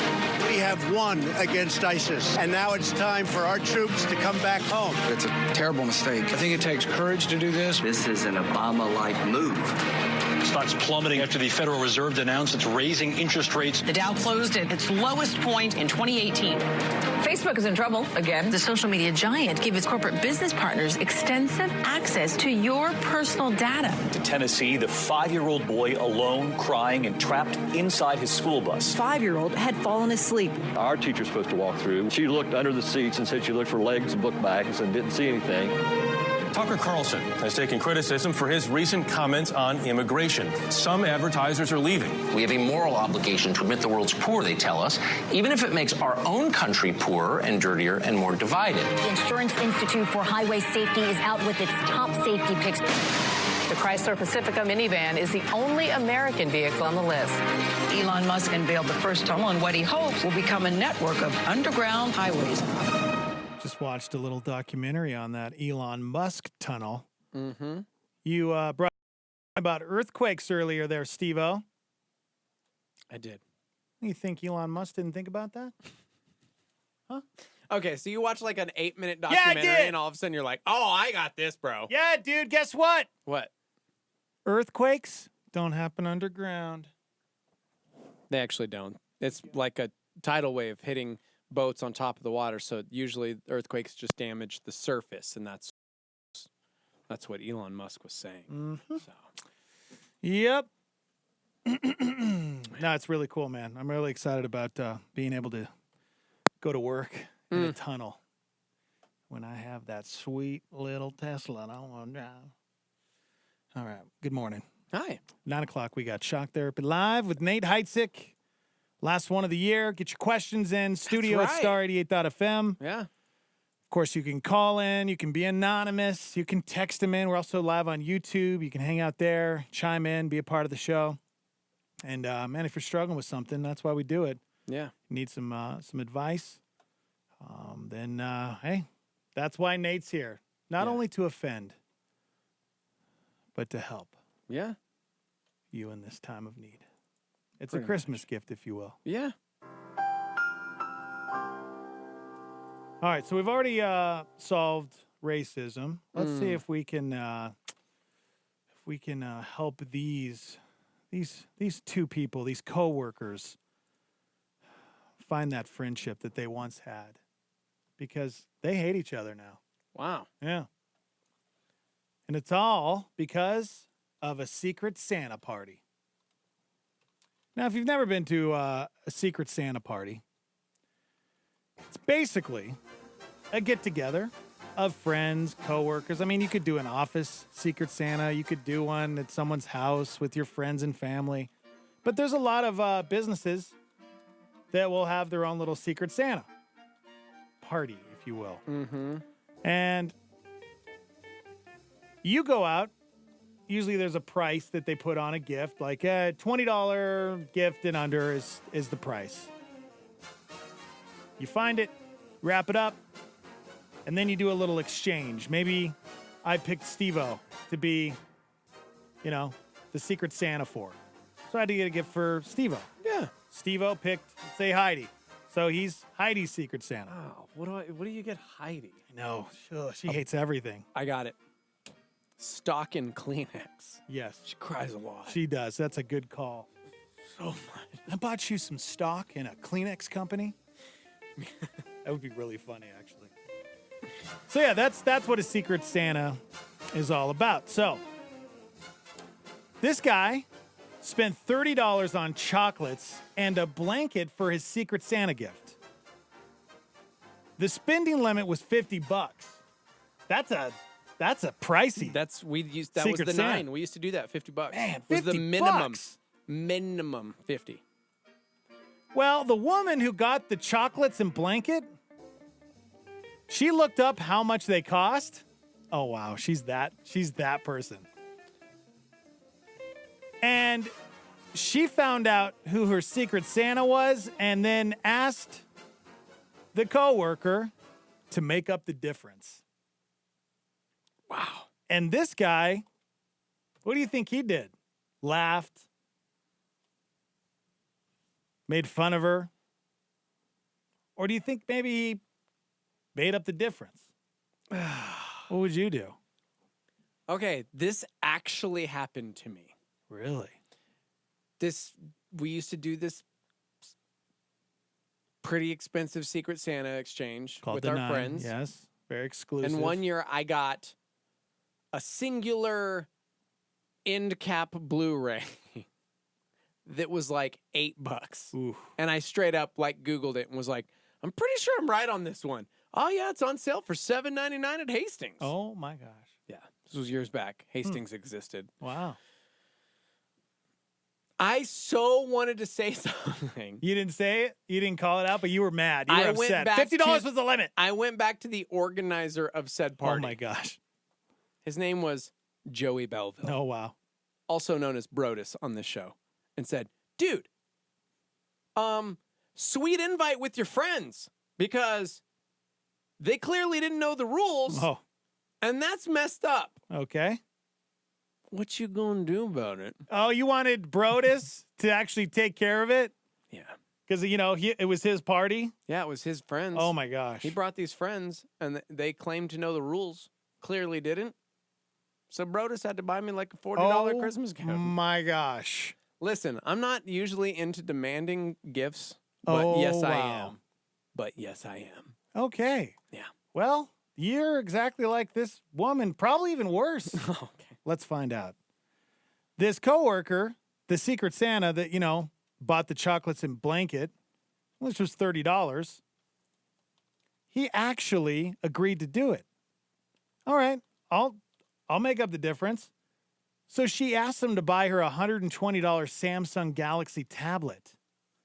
So he pointed out, well, that's a lot more than $20. The difference. I spent $30. The difference is $20. She told him, quote, my kids have been spending me up the wazoo. That's how she responded to the guy. Up the wazoo? Yes. They live in Canada, by the way. They say that a lot. When he started ignoring her messages, she said he makes more money than her. He doesn't have kids to spend money on.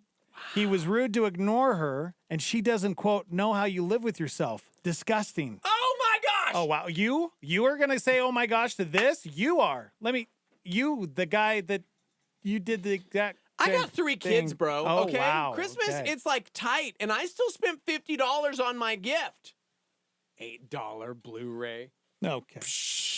Well, after all of that, the coworker was just done. So she was like, okay, listen, you don't have to give me the Samsung Galaxy tablet. I'll just take the $20 cash. And he said no. He said no, and I have to applaud that. Okay. No word on how all of this worked out, but we do know he deleted his Reddit account after the post went viral. So, gosh, man. That's like a co-workerzilla. What would you call that? Like the Bridezilla, like a Workzilla? Here's the deal, Workzilla. bro. I'm calling him a Here's the Workzilla. deal. Or she is. Like Veggie Momster chimed in and said, seriously, why can't you just be grateful for what you get? Sometimes people can't afford it. I wouldn't be able to do $50 for real. So here's my thing. Here's my take. I understand that. Why would you take part in a gift exchange knowing the minimum limit is $50? Also knowing that you couldn't afford it. If you can't afford it, word. Don't take part in a $50 gift exchange. Okay. That's what I'm saying. Good call, sir. I agree. That's what I'm saying. I agree. You agreed to it. You signed up for it. Yeah. You said, no one held you captive and said, you must take part in this That's gift true. exchange. That's true. You signed up for it knowing you should spend this much. You cheapskate. You just wanted that $50 gift knowing you were going to spend $20. Well, I'm excited to find out. We have our big Secret Santa on Saturday, guys. So we'll find out if Steve-O follows through with the gift. It's a $100 gift, by the way. All right, we got to take a break because Shock Therapy Live is coming up for you next. Sorry, Hang out. talking to Nate about Kanye. Just okay. It's almost time for Banjit to go to work. Because of her family's poverty, Banjit is forced to work in a place she never dreamed of. Banjit works in a brothel. She spends her nights in a market, selling herself to men for as little as $2. And if Banjit's situation weren't already horrific enough, Banjit is only 11 years old. It's not fiction. Banjit's story is a daily fact for 1.2 million children around the world every year. Yeah, poverty is very, very dangerous for children. But you can become a Compassion sponsor, and for a little more than $1 a day, protect a child like Banjit from the dangers of poverty. Join Star 88 and Compassion and sponsor a child in Thailand on the border with Myanmar. Call 855-293-2323 or click on the Compassion banner at star88.fm. Tony Evans. This is a Star 88 Supernova. God takes his covenant seriously. Remember, a covenant is a spiritually binding relationship between God and his people. It has legal status in the spiritual realm. A covenant is a legally binding relationship in the spiritual realm that God has. In other words, he operates by the rules of his covenant. All right, let me get something straight here. This you don't want to miss. He says she is your wife by covenant. So you're to look at it, and we use the word marriage is a covenant. Guess what covenants are designed to do in the Bible? Well, let me tell you what they're not first and foremost designed to do, and that is make you happy. Most people, or many people, get married to be happy. Okay, let's get this straight. Happiness is the result, not the purpose. That was Pastor Tony Evans on a Star 88 Supernova. This is KLYT Albuquerque, Santa Fe, rebroadcast on KKCJ Cannon Air Force Base, KPKJ Mintmore, K201CC Las Cruces, K203EZ Alamogordo, K207CQ Gallup, K211CW Hobbs, K212EH Silver City, K214DE Antonito, K218AK Artesia, K250AB Roswell, K293AO Alamosa, K228DQ Portales, in the free app for iOS and Android, and online at star88.fm. Oh, holy night, the stars are brightly shining. It is the night of our dear Savior's birth. Long lay the world in sin and error pining, till he appeared and the soul felt its worth. A thrill of hope, the weary world rejoices, for yonder breaks a new and glorious morn. Fall on your knees, oh hear the angel voices, oh night divine,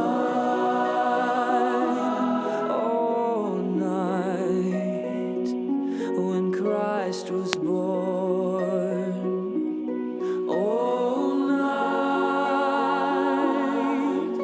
divine,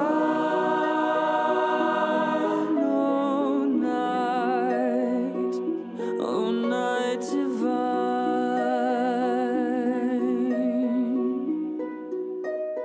Truly he taught us to love one another.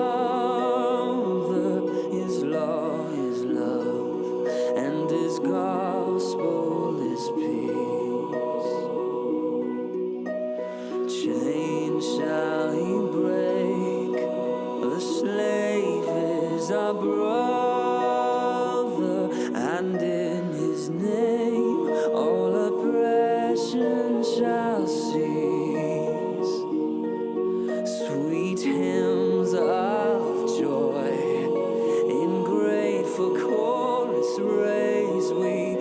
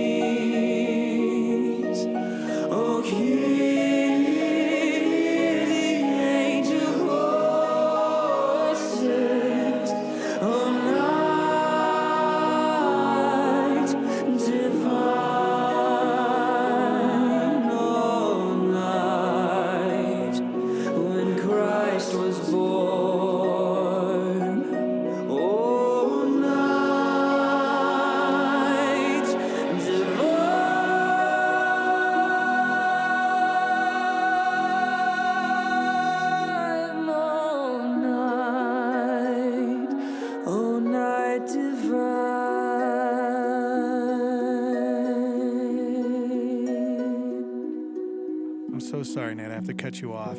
He was telling us But about I his 4K want to hear about TV. video games. I know. I'm sorry. So sorry. But that was Oh Holy Night for the second Again, time. this hour. If you're going to do the best Christmas song, you might as well just keep Play that playing one. different Yeah, versions of the exactly. same one. Oh, man. It's 9:06. High today, 53 degrees. The Morning Invasion brings you Shock Therapy Live, featuring Pastor Nate Heitzig. Call now, 338-3700, or email us at studio@star88.fm. Man, it's a Christmas edition of Shock Therapy Live, and we got some presents to unwrap today. And I'm not speaking of, like, physical presents. I'm talking about the presence of the Lord. Yeah, and questions. You know what I realized you Christmas guys are questions? like? What? Tell me. You guys are like snarky 10-year-olds. Oh.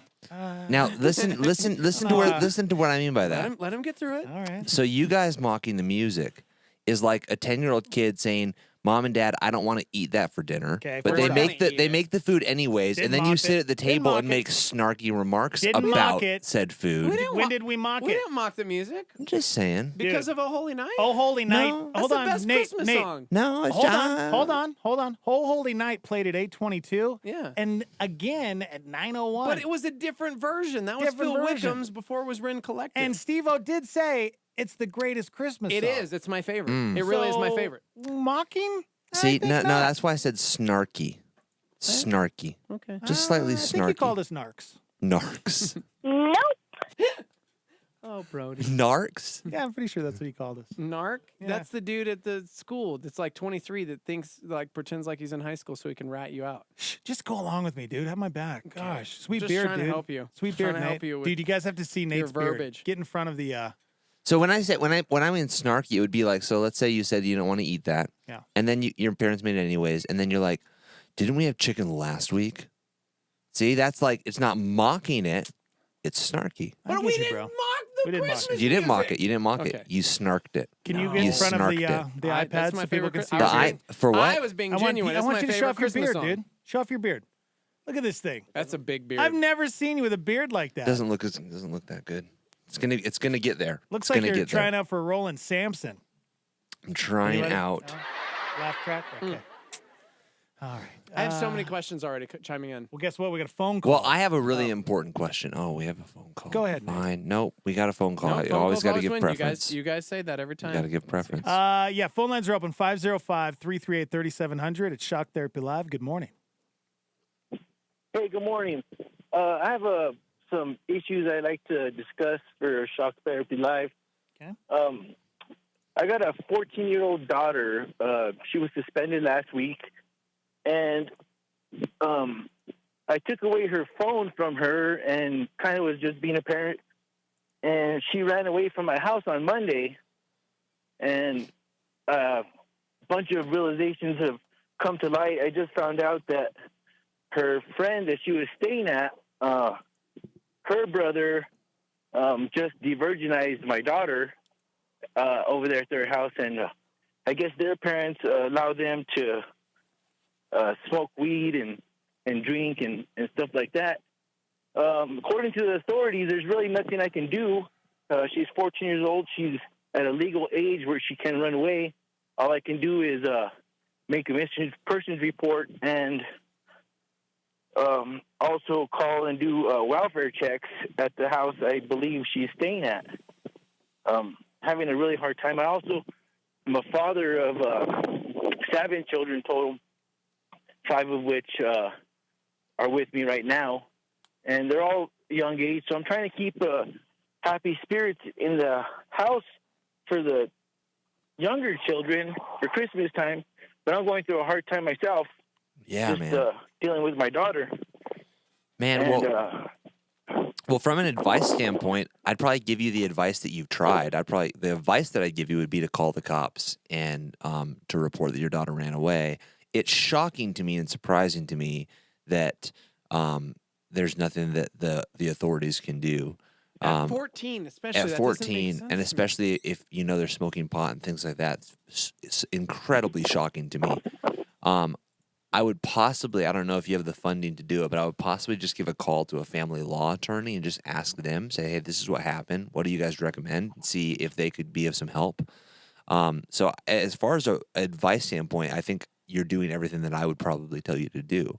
So what I would just, want to do is I just want to really, in this time, because there's nothing more that I could tell you to do of, well, try this or do this. Right. I would just say, can we pray for you? Because that's a horrible situation to be in. I'm so sorry that you're there. Yeah, man. And what I would say for you just personally is to really in this time, because it's going to be really hard not to go to a dark place. And it's going to be really hard to get, man, I got to be honest. If that was my daughter and this was happening, I'd have to every bone in my body to not go over there and just, be a dad in a very physical way. So I would just want to pray for you that God would give you some peace in this time, that in this season that He would give you some rest, that He would speak to you, that He would, that you would run to Him in the same way that you want your daughter to run back home to you, that you would run to your Heavenly Father and you would cast your cares before Him, for He cares for you. And so my prayer for you would just be that God would give you some peace in this season, and that He would allow you to rest your eyes and rest your mind and trust in Him. So can we pray for you? Yeah, no, please pray for me. And I would ask that you guys pray for so I have better knowledge on how to be a parent. I have no idea what I'm doing as a parent. I have a lot of children, and when I first started having children, I really didn't have a plan as far as raising these children. I didn't grow up in a household where there was a mother and a father. I was actually raised by the state. So I really didn't know about raising children. I still don't. I'm kind of just winging it. And I don't know. It's just hard. And I just pray that, or ask you guys to pray for me to give me guidance. God will kind of show me what I need to do to be a better parent and to watch over my family. Well, I want to give you really quick. There is a phenomenal class here at Calvary, a parenting class, a Christian parenting class, and it just started up pretty recently. It started up on Monday, December 3rd. But I would encourage you to come and register for that class. I think that would be really helpful for you to, as you're saying, just learn how to be a better parent. That's what the class is all about. So I would recommend you join that class, and that can be really helpful. And in that class, you'll find some resources, some books that can just give you training and biblical advice on how to be a better parent as well. So we're definitely going to pray for that, but I think practically there's some things you can do to train yourself up to be a better parent as well. All right, awesome. Hey, Steve, will you pray for you pray for him and his daughter? Yeah, absolutely. And I wanted to give you some resources too before we do, because looking at everything, at 14 years of age, you really need to check out New Mexico Legal Aid. It's nmlegalaid.org. The website, nmlegalaid.org, because whereas you can't report her missing and there's no runaway laws in New Mexico, there are different things, especially if you're suspecting her of using drugs or having sex at the age of 14. So there are different things you can do. In fact, a few people chimed in immediately with statutory rape laws in New Mexico because she is a 14-year-old. She's still considered a minor. And so as a father, dude, one, we love you and our heart breaks for you. But yeah, I want to pray for you right now. Father, we just come before you, and man, we are asking for your covering. We're asking for you to just bring peace and comfort in this time to this father. I pray for wisdom, that you would just guide his steps, Lord. We know your word that reminds us that, that you will lay this path straight. You will make it straight if we just cling to you, if we just trust in you, Lord, if we give it over to you. So we are asking for you to take charge in this situation, Lord, that you would somehow make this path straight, Lord, that he would not lean on his own understanding, that he would acknowledge you in this situation in all of his ways and in every step that he takes forward with his daughter. Lord, we pray for the daughter right now. I pray that you would just place, a hedge of protection around this girl, Lord, with the situation that she's in, the foolishness that she's involved in. And I pray that you would just make it difficult, Lord, that she would see the fruit of her sin right now, and that you would cause her to have so many doubts and so many revelations of what her sin is doing that it would cause her to run back to her house, Lord. And we know that you are such a phenomenal God of restoration, that we know that this is not a situation beyond your repair, because you are a holy God. And we know that you can guide these steps, Lord. So we just pray now for restoration. We pray now for this father to have peace and comfort and mercy and grace and wisdom, and that you would just fill him with you, Lord, and that you would just guide his steps in this process, and that you would restore his daughter and bring her home to him. In Jesus' name, amen. Amen. Dude, we're praying for you, man. Yeah, we bro. love you, and we got a whole army of listeners, the Starmy, praying for you now as well. A lot of parents chiming in. So be encouraged, dude.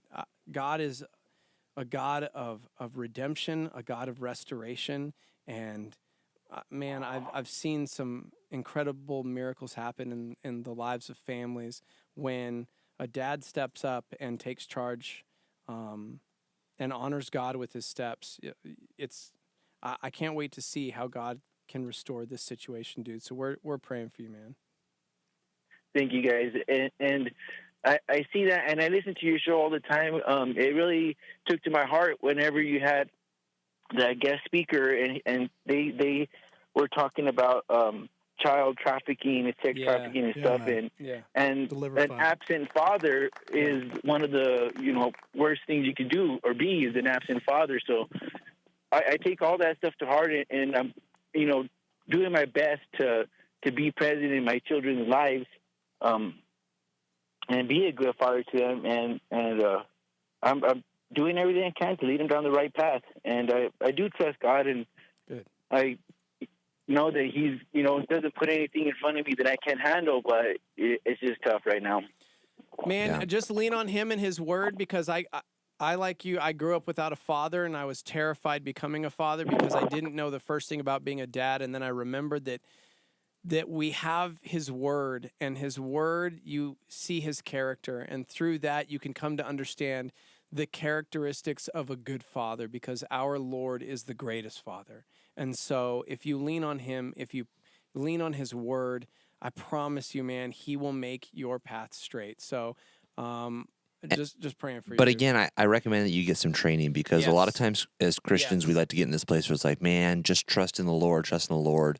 And we say we trust in the Lord, but we're not doing things to make that job better. absolutely. So I would say, don't just trust in the Lord. Yes, trust in the Lord, but also do some things within your life, some practical things that you can shore up the areas that you're weak in, and so you can grow and be a better father. Yeah. And so that class is great. Find a book on parenting, dig in, and learn everything you can about what it means to actually be a good dad. Mm-hmm. Will do. I just want a question about the class. Is it geared more towards parenting towards teens? Because I've read books and stuff on parenting when my children were first born, and for toddlers and newborns, there's a lot of knowledge you need to know for that. But I'm past that point now, and I'm into this adolescence where they're more defiant, and that's kind of where I'm having more problems, more struggles. Yeah, it's parenting in general. And so it's gonna cover the whole gamut. The couple that leads it have kids who have grown up, have been teenagers, are now married and have kids, and so from a standpoint of people who are going to be teaching this class, it's people who have seen it all. So they're a good people to ask questions to. So it's going to cover the whole gamut. All right, brother. All right. Stay strong, man. I'll We love definitely you. look into that. Thank you, All guys. right, man. All right, man. We'll see you. Gosh. Broken for that guy, It's hard, man. Yeah, and somebody chimed in with the question earlier, and now they're like, well, never mind, my question's petty. But I'm like, nah, man, there's no, Yeah, we had a call or someone calling in before that just a second ago, we were able to take their call, they hung up, but I would just encourage you to still call back. Yeah, absolutely. That's this show. We run the gamut of questions. You know what I mean? And then so all over, and so. You think your question is petty? Right before that phone call, I said I had a question. My question was about Xbox games, so it can't be that petty. Good. 505-338-3700. But I think it's not. That's it. It's not. Nothing's technically nothing's like petty within this realm because it's something that's on. Maybe our, the Xbox you know what I mean? games. No, but why? Why is that petty? It's still. I mean, it's still something. You know what I mean? I realize it's like, oh, God doesn't care. God cares. I think when we put it like this limit of like, he'll care about this and this and this, but this is stupid. He doesn't care whether I kill orcs or whether I kill zombies. Yeah, He's not that's like, true. you should really kill So the are you zombies. asking me whether or not you should get like Shadow of Mordor or like Call of Duty 5 or something? I'm just asking you, because I've never had an Xbox. I've had a PlayStation, so I just want to ask you, like, what good Xbox games are there? That's a good question, What's the man. good games? That's a really good question. Red Dead Redemption. Red Dead, yeah. No, Yeah, exclusives though, bro. Exclusives. exclusive. Because he's had a PlayStation. It's funny because I've dipped But even so- hard PlayStation that I'm like, I don't know. It could be a non-exclusive because since I got the 4K Xbox and I have a 4K TV, I want like really incredibly vibrant games to play. I don't know. Okay. 4K. Get Spider-Man. Oh, PlayStation. Shut up. Oh. It's the best game I've ever played. Is it? Okay. Yes. Guys, we got questions. We got to help people here. I have a dilemma. This is the one that said my dilemma is so petty. My husband got a 435 typewriter a couple months ago. Psh, psh, psh, psh. I wasn't feeling spending that much money on a typewriter and told him, you know what? Early Christmas present. He agreed, and it's all good. But now I'm feeling like I should get him something because it's Christmas, bro. Should I stick to my guns and not get him anything because we already agreed the typewriter was his early Christmas present because he spent a lot of money on it, or get him something just to have something under the tree from me? He always needs tools, but I don't know what the heck he needs. Stuffing stockers, bro. That's her question. Stuffing What to get for her husband? Yeah, well, so here's the deal. I have this dilemma like on the use. Okay, first of all, it's a typewriter. Is this Brian? Is this about Brian? Melanie. It's Melanie. Like, Because I'm gonna let you know, I don't think he wants tools. He doesn't Yeah. seem like a tool No. guy. Well, you'd be surprised, dude. Phoenix is like a handy guy. It's really weird. He drives a truck, and he's like, Anyways, okay. We have a phone call. No, we got to answer this question. Get him an Xbox. Get him no, but should she get him something? I think something small. I think having small things under the tree. But what about that whole thing of like, well, you already got me something. We already opened it up, and let's Dude, make a deal. and Like we don't get each other else anything else. If Chrissy and I do this thing, because we used to do this regularly, where all of a sudden it's like October and we're getting each other our like Christmas gifts. Come December, if there's something under the tree and I like surprise her with something, she would get mad. Yeah. Like it wasn't like, So you gotta be careful with that. You thought I guess of it me. depends was on. like, dude, but you I guess it said- depends on your love language. Yeah. If the love language is gift giving, Yeah. you're kind of like, well, I expected at least something on Christmas. Yeah, that's true too. Like for me, I kind of like those gifts of things I don't like to buy myself, like underwear and socks and like sweaters and things that What are you, shaving 9? stuff. I'm serious. I like that stuff. No, I 'cause literally hate said the spending other money on day. it. I literally said the other day. The older you get, the less magical Christmas becomes because Yeah. the things that you really want, Yeah. you end up buying for yourself. True. Exactly. So you just buy it for yourself. So then by the time Christmas comes and people say, well, what do you want for Christmas? It's like, here's my grocery list. I need some of these things. Right. You end up just picking really practical things. Somebody said wrap the typewriter. Have him open that on Christmas. Because then you also view Christmas presents from people as like some kind of a monetary form. It's like, well, how much are you going to spend? Oh man, well, I don't want to waste that. So like, I could get that, but yeah, I'll just get some dirt for my backyard. Some dirt. There we go. All right. Thank you for holding. Good morning. Hi, guys. Good morning. Good morning. I don't have much time. I'm at work, but I just wanted to reach out to you guys because I'm kind of on the other end of the spectrum of that previous caller's call. And whereas I just recently found out that I know someone who is allowing these kids to come to her house and do all of these things.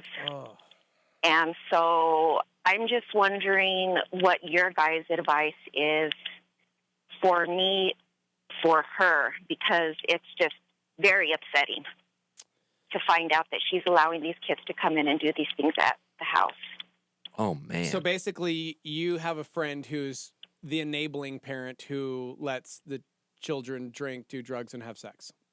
Yes, her son and all of his friends come over to the house and have free will to do whatever it is that they want to do.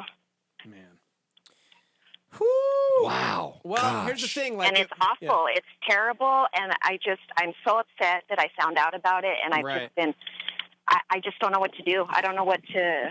So to elaborate, how, did you like discover this firsthand? Like you saw like illicit activity going down? Like, okay. So are we talking legal, I was there legal at the house matter? when I found out. Okay. Like if we're talking illegal activity, you call the police because you are a witness to illegal things. If we're talking about teenagers having sex, that's a different story. So that would be my next question. Is your friend a professing believer, first of all? That's the answer there. Right. Yeah. Yes, but she's not following the Lord. Right. Okay. Because if she's a professing believer, I'd go to her from a Christ standpoint and say, look, you've got to understand that what you're doing is wrong. You're not only the Bible's super clear on allowing sin to happen, on being witness to sin, on viewing sin and not doing anything. Yep. And the thing is that what she's doing, and what the other respect of this is she's enabling kids, because I'm saying even if they're teenagers, they're kids. Teenagers make dumb decisions. She's enabling them to truly walk away from Christ.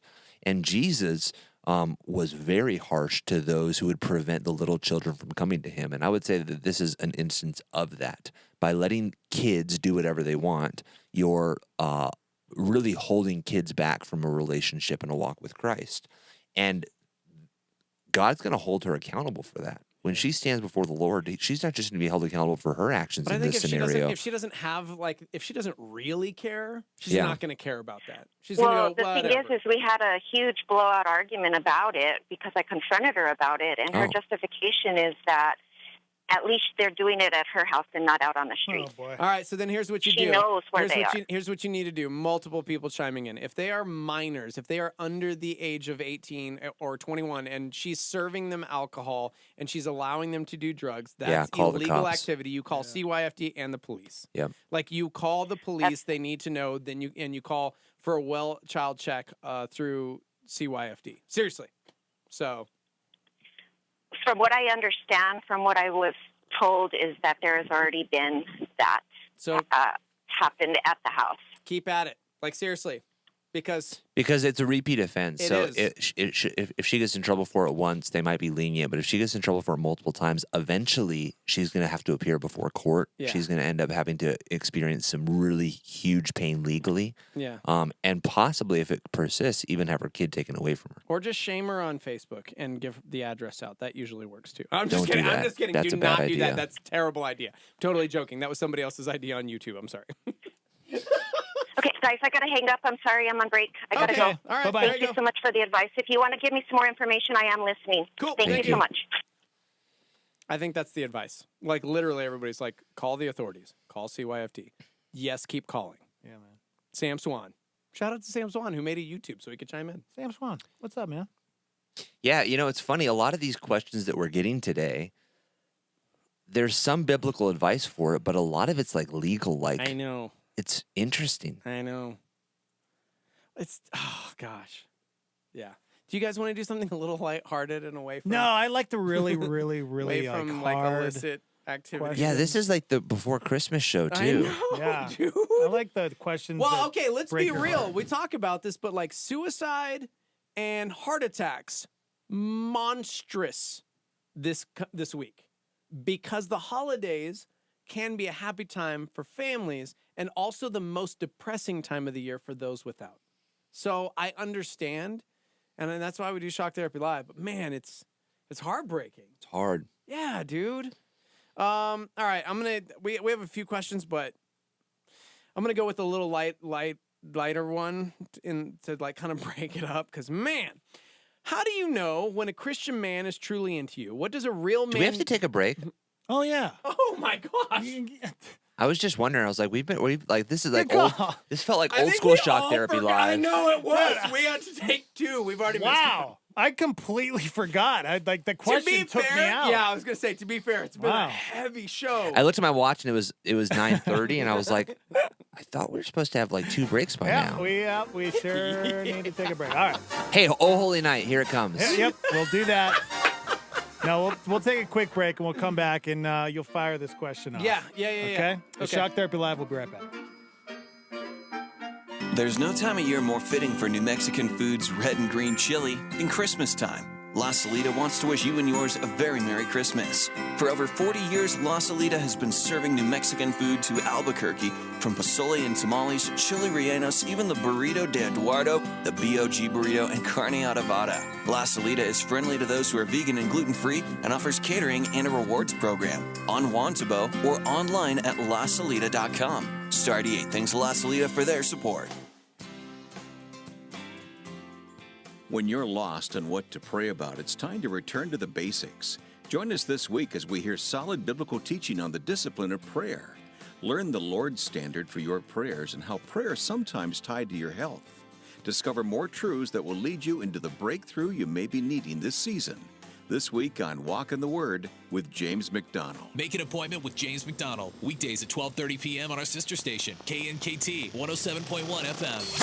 A supernova on Star 88 with David Jeremiah. Think for just a moment of the pain in Mary's life. She had known pain in the anxiety and the anticipation of her own son's death. She knew it was coming. She knew that he was born to die. How much she knew about the way in which this would take place, we can only guess. But she saw the events transpire that led her son to this moment. And finally, the day of her son's death arrived in all of its stark tragedy. Her dreaded dreams had come true, and they were more terrible than she had ever anticipated. The babe of Bethlehem, the boy of Nazareth, the brawny workman of the carpenter shop, the gentle man of Galilee, the teacher without equal, the mighty man of merciful miracles, the humble man of patience and grace, her own son, is now writhing before her own eyes in the throes of agony and death. Turning Point with David Jeremiah. Don't miss it on our sister station, KNKT, weekdays at 11 a.m. on 107.1 FM. Ken Costa challenges you to live each day with purpose in this Star 88 PowerPoint. What would it be like if people would say of us that in this place, at this time, in this Apollo, listening to me, we formed such a bond of the Spirit of God that it would be said of us that we had changed the character of our times, the character of a generation. You know, together, we can make this not another talking point, but a turning point in our lives, in the lives of our churches, our communities, and our country.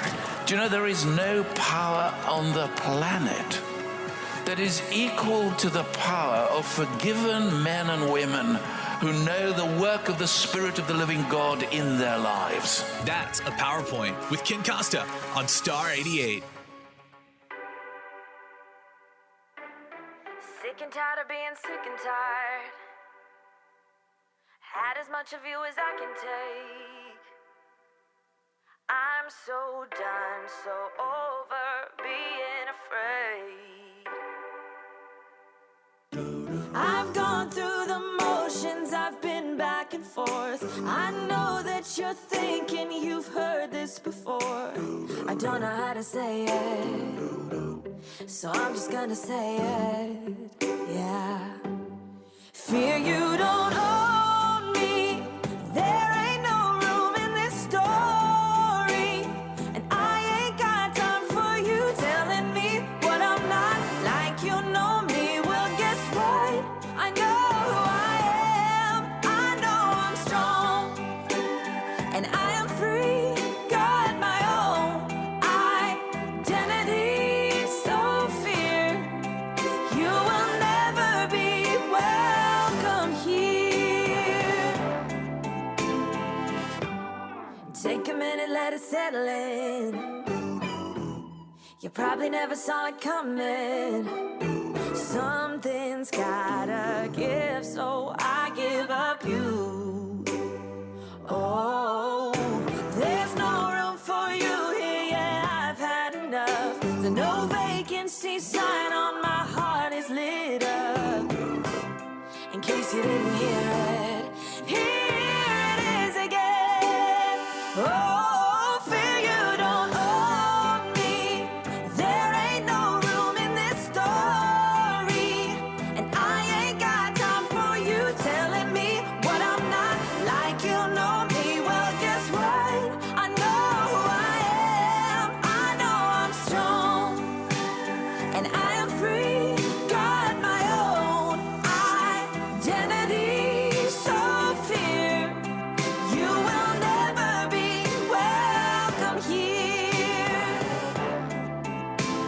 Is there anybody out there just like me? Anybody out there? Anybody needing fear to leave? Oh, yeah. If you don't know how to say it, sing along with me.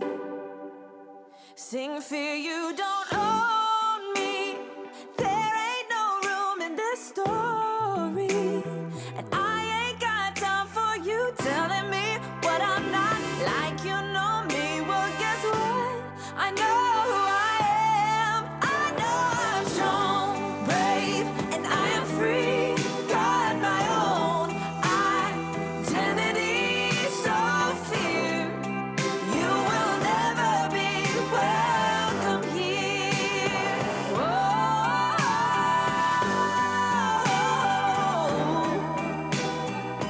Goodbye, goodbye, fear. Whoa, you will never be welcome here. Francesca Battistelli, the breakup song. It is star 88. Okay, now- 937. Hold now on. I Follow will- the formula. I will say this. If I never heard that song again, I'd be okay. Wow. I will say you that. can't mock the music, bro. I'm not- You're like a 10-year-old at the I know. dinner table. I know. I'm just trying to give you guys like a little. I'm trying to give you guys a cookie.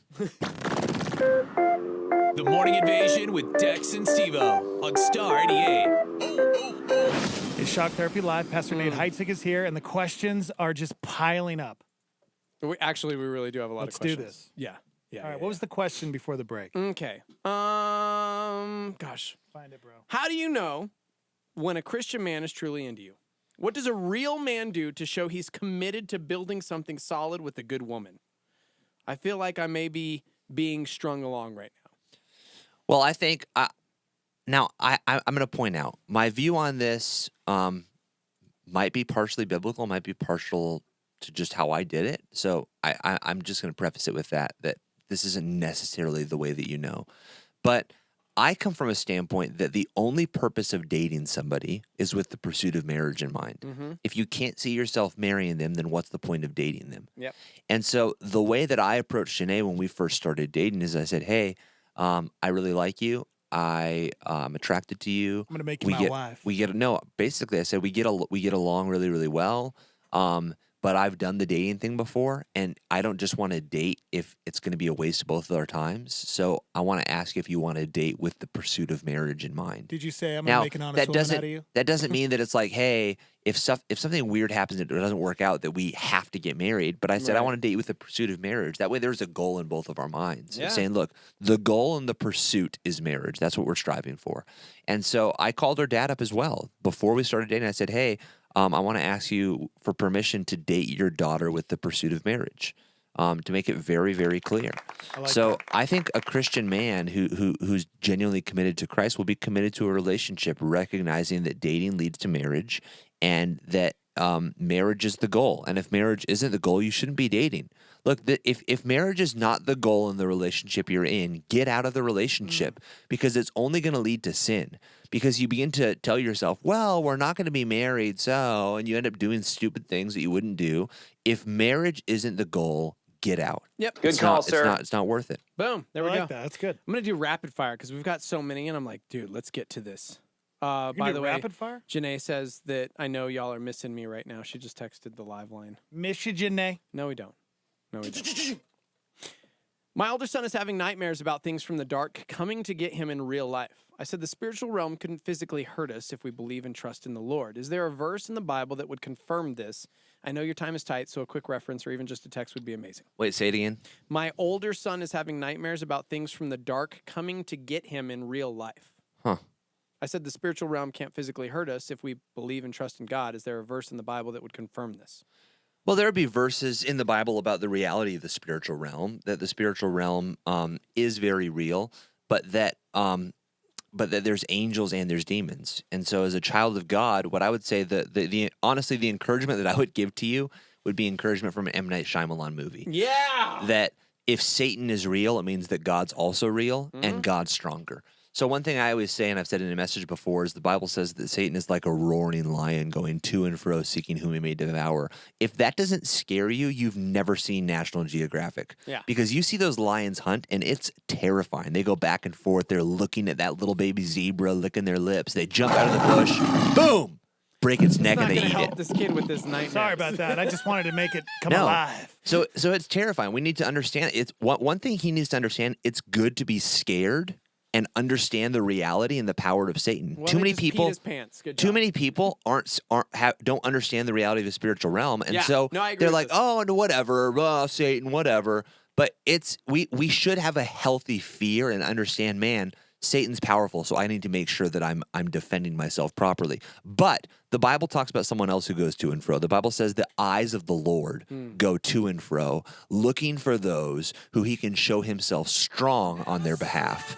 So if Satan is a lion, God's the lion tamer. If Satan is the Indominus Rex, God's the Mosasaurus that's going to jump out of the water and eat that dinosaur whole. And so it doesn't matter how many things Satan throws at you. If God's on your side, look, I'd rather have God on my side and Satan against me than Satan on my side and God against me. Yeah. So- Beautiful. There you go. I like that. Good, dude. Moving on.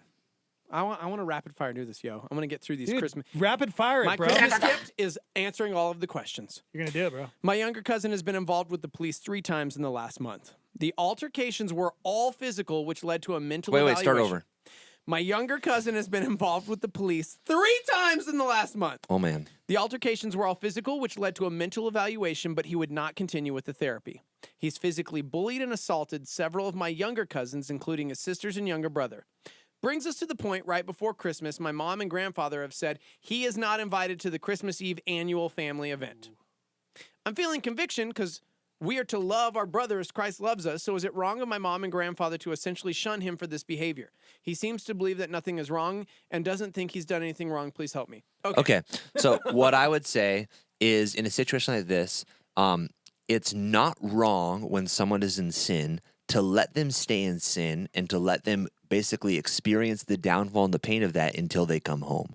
So I don't think it's wrong to not invite him, to not have him there. So I look at the prodigal son. Look, the father let the prodigal son go out and do the stupid crap that he did, and he didn't call him and beg him and say, come home, come home, come home, come home. He waited until the prodigal son had had enough of his sin, until he was with the pigs, until he was in the filth, until he was experienced his misery, to come to his own senses and say, man, this is terrible. I wonder if dad's going to have me back. Yeah. I wonder if dad will let me come home. And he came back in shame. He came back in despair. And when he came back with a contrite heart, the father was there with a coat of honor to welcome him home, not with shame, but with love and with honor.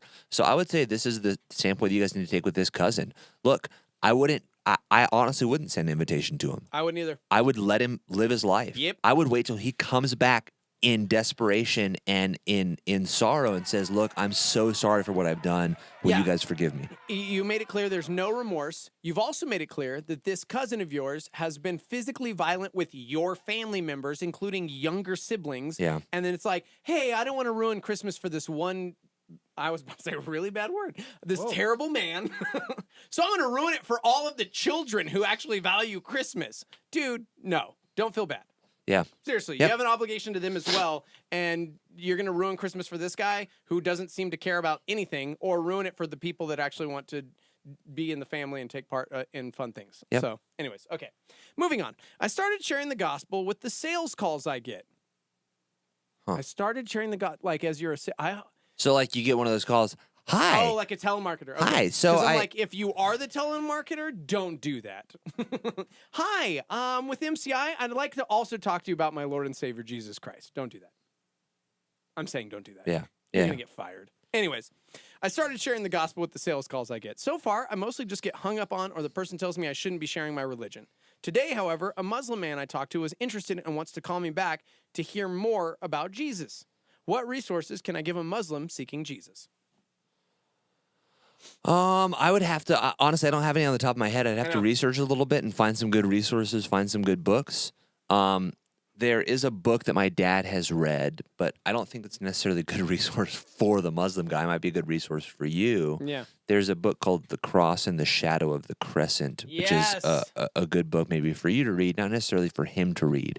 So I would need to do a little bit of research on that before I could give you an accurate response, honestly. You know, this makes me think of the time I got to spend some time in Amman, Jordan with a mission down there. Yeah. And it was really cool to see how they were sharing Christ with Muslims. They were having relationships with them, like friendships. Whoa, that sounds okay. Good. I'm like, you got to clarify. Yeah. That Not sounded weird. relations, You relationships. totally did the quotations thing, bro. Sorry, You said dude. they were having relationships, and I'm like, what does that mean? Here's the book I immediately recommend. Thanks for cutting me off. I appreciate it. Beyond Opinion. Well, we got so many questions, and like we're just trying to get her a resource. It's like this is urgent. Yeah, go ahead, talk. Beyond Opinion. Living the Faith We Defend by Ravi Zacharias. Ravi Zacharias International Ministries has an entire team of people from all different backgrounds. And this book is literally a resource for someone coming from a different faith to the gospel. And it's written from the perspectives of former Muslims, former Hindu, former like whatever it is. And it's all from the perspective of this person who came to Jesus Christ that was a devout whatever. And so there is a whole section on Muslims. So, Yes, and I have, okay, now I can give a recommendation because I have heard of this book. My dad's read it, and I can recommend this. Okay. There's a great book called Seeking Allah, Finding Jesus, A Devout Muslim Encounters Christianity. It's written by a former Muslim, a girl named Nabil Qureshi. And it portrays the inner tension of somebody who, a Muslim girl who went out to try to seek Allah and ended up in the process discovering Jesus. So that is a good resource. A few other resources that I just found online really quick. Muslims, Christians, and Jesus, Gaining Understanding and Building Relationships. Ask Your Muslim Friend, An Introduction to Islam and a Christian's Guide for Interaction with Muslims. Healing the Broken, Family of Abraham, New Life for Muslims. And Woman to Woman, Sharing Jesus with a Muslim Friend. Awesome. So there's a few books, but the one that I would recommend possibly for them to read would be that one, Seeking Allah, Finding Jesus. Because the cool part is it's a story. It's a biography of this girl who grew up Muslim, was Muslim, and it's her journey. So that can be a good story to read. I like that. Also, just continually sharpening yourself. I highly recommend Ravi Zacharias International Ministries, especially if you're planning on continually sharing the gospel with people of other faiths. You need to be equipped before you go into the conversation. You know, I know got what to I admit mean? though, I kind of love the approach. I like as far as like I hate telemarketers, Yeah. and usually I just get They're like trying to sell you mean and something. vindictive and hang up and say, "Don't call me anymore." But I like the idea of just starting to share the gospel with them, and as long as they'll sit on the phone, telling the gospel to them, and then if they hang up, well, you achieve the goal that you would have done if you would have hung up anyways. Yeah. If they hear the gospel and want to, if they're a Muslim and want to find resources about Christianity, then awesome. What Yeah. a great tool. I know. So I might start doing that. There you go. It's a good idea. Hello. I need some guidance. My parents split up when I was 10 years old. My father abandoned us. I have 2 siblings. Throughout the years, it was one of us kids, mostly me, who would reach out to him. He would engage, and then nothing. My mom maybe received 2 support payments from him ever. Plus, he raised 3 other kids as his own. My mom passed away almost 5 years ago, and he didn't reach out to us because he thought we should have reached out to him. Recently, though, he had a death scare and is trying to make amends. My older sibling has been in contact with him. My younger sibling and I have decided not to. Is this wrong of us? He was not there when I needed a father, so I don't feel I need to know him. When my mom died, so did my dad, since she had to fill both roles. Thoughts? So I don't think there's anything wrong with not wanting to reach out to him. But I do think that as a Christian, there is something right with reaching out to him. So if you choose not to, I don't think God's going to hold it over your head for not reaching out to him. I don't think that there's anything wrong with not doing it. But as a Christian, I think you have an incredible opportunity to possibly be the hands and feet of Christ and possibly be an opportunity to speak love and truth into this man's life and possibly see him end up going to heaven. So I think there's nothing wrong with not doing it, but there is something very right as a believer to do it. And this is going to get super cheeseball in a second, so please forgive me. But I just think about that I Can Only Imagine movie, the Mercy Me movie. When you saw Bart's relationship with his dad, a dad who beat him and abused him, and then he came home, and that scene with Dennis Quaid where you find out he's dying and it's like gosh. so Don't talk about this movie. heartbreaking, bro. Oh. Heartbreaking. Gosh, I love that movie. So I saw in that moment, I was like, man, that's the hands and feet of Christ. Yep. Like, I agree. Like, I look in that movie at Bart and I'm like, was there anything wrong with him leaving? If he would have left and said, you know what? No, I'm going to leave. Yes, I forgive you, but I don't want a relationship with you. Like, as Christians, we need to forgive. So if you choose not to forgive him, there's something wrong with that. But if you forgive him in your heart, but you're like, yeah, I forgive him. I just don't want a relationship. I just don't want to. There's nothing wrong with that. But there is something incredibly Christ-like to say, look, this isn't what I want. And that's where when I end and Christ begins is when we look like Christ the most. So when we come into a situation and say, look, this isn't what I want, but I'm going to do it anyways because it's going to make me look more like Christ. There's no time in life when we look more like Christ than when we come to the end of ourselves and do something anyways. So you have an opportunity to really look like Jesus in this situation. I love it. I love it all. This is good advice. Couldn't say anything better. Dex? No, it's cool, man. I don't want to take up any time. It's cool. You talk too much, so I don't really get a chance to talk. So. Here, we can let you take this one because No, the girl I'm who done. asked I'm about gonna the shut my dating mic off. asked about dating the Christian man is mad at us. I'm good. Because we totally skipped right over her questions. The what? Huh? Remember we got that question about how do you know when a Christian man is truly into you? What does a real man do to show I said he's that. I committed to answered it? that. Yeah, I know. And she said, you didn't answer my questions. You skipped right over them. Please try and answer them to help me understand. Thanks. Wait, I did answer him, though. No, but she said you didn't. You skipped over them. She said, yeah, I got that. We were dating with the intention of marriage, but you're not answering my question. I'm like, well, let me tell you, sweetheart, with conversation like this, no wonder he's... Never mind. Oh, man. No, so how do you know if he's really into you? Again, I think if he's stated that he's committed, if there's a pursuit of marriage, I think that's one. So you said he's stringing you along, but if he said I want to date you with a pursuit of marriage, I wouldn't call that stringing you along. Now, if you come and say, hey, he said that 40 years ago and we're still dating, then yeah. So maybe give some clarity so we understand exactly how long it's been. If you're like, it's been 3 months and there's no ring. She's a woman. No, but I'm just oh man. You turn his mic off. That's my mic. You suck. Okay. My mic's off too, though. Okay. You're on your own. All right. So anyways, before I was so rudely interrupted, part of it's time frame. If it's like, oh, it's been 3 months and there's no ring, that's not stringing you along at all. So how long has it been? I would say, does he lead you in Christ-like ways? So does he encourage you to go to church? Do you guys go to church together? Is he trying to get you to do things that you shouldn't do? Is he trying to get you to have sex? And he's like, well, if you love me and if we're going to get married anyways, he's not Christ-like. Dump him. You don't need to be with him. If he's trying to get you to sin, that's not what Jesus does. So look at where he's leading you spiritually. Look at where he's leading you long-term. So again, is there a promise or is there a goal of marriage in mind? Look at those things. And so I would look at, those are a few of the things that I would look at. I did a message on it. If you really want to know, I did a message on dating. You can find it on our website, calvarynm.church.